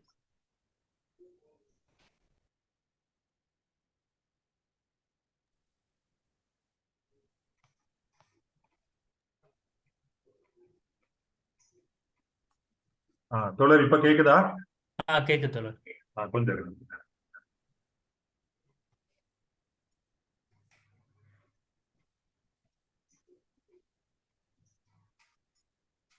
தோழர், நான் 2 கேள்விகளை எடுத்துட்டு ஒரு 5 நிமிடம் மட்டும். முதலில் வந்து கம்யூனிஸ்டுகளின் நிலை, அதாவது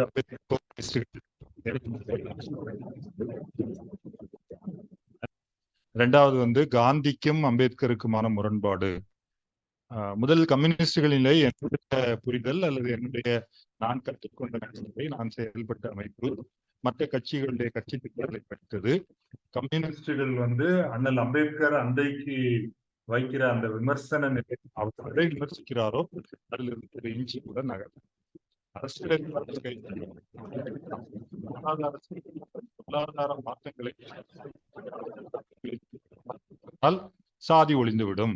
இதுதான் ஒரு ரொம்ப எளிமைப்படுத்தி சொன்னா இதுதான் கம்யூனிஸ்டுகளுடைய நிலைப்பாடா இருக்கு. எனவே நாம் வந்து போக வேண்டிய தூரம் நிறைய இருக்கு. ஒரு மார்க்சிஸ்ட் அல்லது கம்யூனிஸ்டுக்கு உலகத்தில் அது இந்தியாவை பற்றிய ஆய்வு உட்பட. எனவே நாம் வந்து அது மார்க்ஸ் இந்தியாவை பற்றிய மதிப்பீட்டுக்கு பொருந்துவதா இருக்கு. அதுதான் ஒரு முரண். இதை புறக்கணிச்சிட்டோம் என்பதுதான் நான் சுய விமர்சனமா பாக்குறேன். தோழர்களுக்கு மாற்று கருத்து இருக்கலாம், தனி தலைப்பாக கூட ஒரு நாள் விவாதிக்கலாம். இரண்டாவதாக காந்தியும் அம்பேத்கரும். தோழர் போராட்டம் நவீன இந்தியா, என்னுடைய கருத்து அம்பேத்கருடைய, நான் ஏற்கனவே குறிப்பிட்ட மாதிரி அம்பேத்கருடைய ஆக்கங்கள் இந்த 37 தொகுதிகளாக தமிழில் வந்தது. ஆங்கிலத்திலும் வெளியாகாத 3 தொகுதிகளை மலையாளத்திலிருந்து சில அதனுடைய உள்ளடக்கத்தையும் பரிசீலித்ததுல அம்பேத்கருடைய வாழ்க்கை என்பது நான் குறிப்பிட்டது போல இந்த சமூக கட்டமைப்பு ஜனநாயகத்தை நிறுத்துவது, அதுதான் கம்யூனிஸ்டுகளுடைய போராட்டமாகவும் இருக்க வேண்டும். உலகம் முழுக்க அதான் பண்ணியிருக்காங்க. முதல்ல வந்து முதலாளித்துவத்துக்கு முந்தைய மிச்ச சொச்சங்களை அடித்து நொறுக்கி முதலாளித்துவ ஜனநாயகத்தை கொண்டு வருவது. அதை முதலாளி வர்க்கம் செய்யாது, எனவே தொழிலாளி வர்க்கத்தின் தலைமையில் செய்யணும். அம்பேத்கருடைய அரசியல் அதுதான். காந்தியுடைய அரசியல் நிச்சயமா அது கிடையாது. காந்தியுடைய அரசியல் இந்த நூலை நீங்க வந்து படிச்சீங்கன்னா, ஏன்னா நமக்கு அது ஒரு பெரிய ஒரு மன உடைப்பை வந்து அது கோருது. நம்ம இயல்பாக இந்த பள்ளியில கற்றது பார்த்ததுல இருந்து அம்பேத்கரை படிக்கும் போதுதான் காந்தி வந்து இதை எப்படி அணுகுகிறார். அவர் இந்த சமூக ஒழுங்கை அப்படியே பாதுகாக்கணும், இதுல எந்த பிரச்சனையும் வந்து எதுவும் வந்து உடைஞ்சிடக்கூடாது. உடைஞ்சா வந்து கீதை ஏன் காந்திக்கு ரொம்ப பிடித்தமானதா இருக்கு. ஐயையோ போர் நடந்தா சமூகத்துல குழப்பம் ஏற்படுமே, சாதி கலப்பு ஏற்படுமே, சமூக ஒழுங்கு அர்ஜுனன் வந்து மனம் கலங்குறான். அதேதான் ஜாதியுடைய மனக்கலக்கமும். ஐயோ சாதி ஒளிந்து விடக்கூடாது அப்படின்னு முதல்ல பேசுறாரு. அப்புறம் வர்ணம் வந்து அவசியம் என்று அதுக்கு வந்து முன்வைக்கிறாரு. இந்த நூல்லையும் நீங்க அதை படிக்கலாம். அதாவது காந்தியை முன்பிற்கு வரணும்னு நாங்க திறந்த மனதோட படிச்சிருப்போம். காந்தியை வந்து ஒரு அரசியல்வாதி அவருக்கு எதிராக அம்பேத்கர் என்ற அரசியல்வாதி இரண்டு நூலை படிப்பதற்கு ஒரு முடிவுக்கு வரலாம். என்னுடைய தனிப்பட்ட முடிவு, காந்தி போக்கின் மிகப்பெரிய காவலராக இருக்கிறார். அதை அம்பேத்கருடைய இந்தியாவாக அது மாறி இருந்தால் நிச்சயமா நாம் வேற ஒரு இடத்துல இருந்திருப்போம். அது எப்போ மாறி இருக்க முடியும்னா, கம்யூனிஸ்டுகள் அம்பேத்கரோட கைகோர்த்திருந்தால் மட்டும்தான். இன்னைக்கும் அதே தான் நிலைமை. அம்பேத்கருடைய கோட்பாட்டையும் வாழ்வு பணியையும் கம்யூனிஸ்டுகள் என்று நம்முடைய ஜனநாயகத்துக்கான திட்டமாக கையில் எடுக்கிறோமோ அப்பதான் அந்த அரசியல் முன்னுரிமை பெறும். இதுதான் என்னுடைய கருத்து, விவாதத்துக்குரிய கருத்து தான். நாங்கள் தொடர்ந்து இளம் கம்யூனிஸ்ட் கழகத்துல இதை பேசிக் கொண்டிருக்கிறோம். இறுதியாக வாய்ப்பளித்த தோழர்களுக்கு நன்றி. அடுத்த வாரம் இந்த உரையாடலை தொடர்வோம் தோழர்களே. நன்றி தோழர்கள்.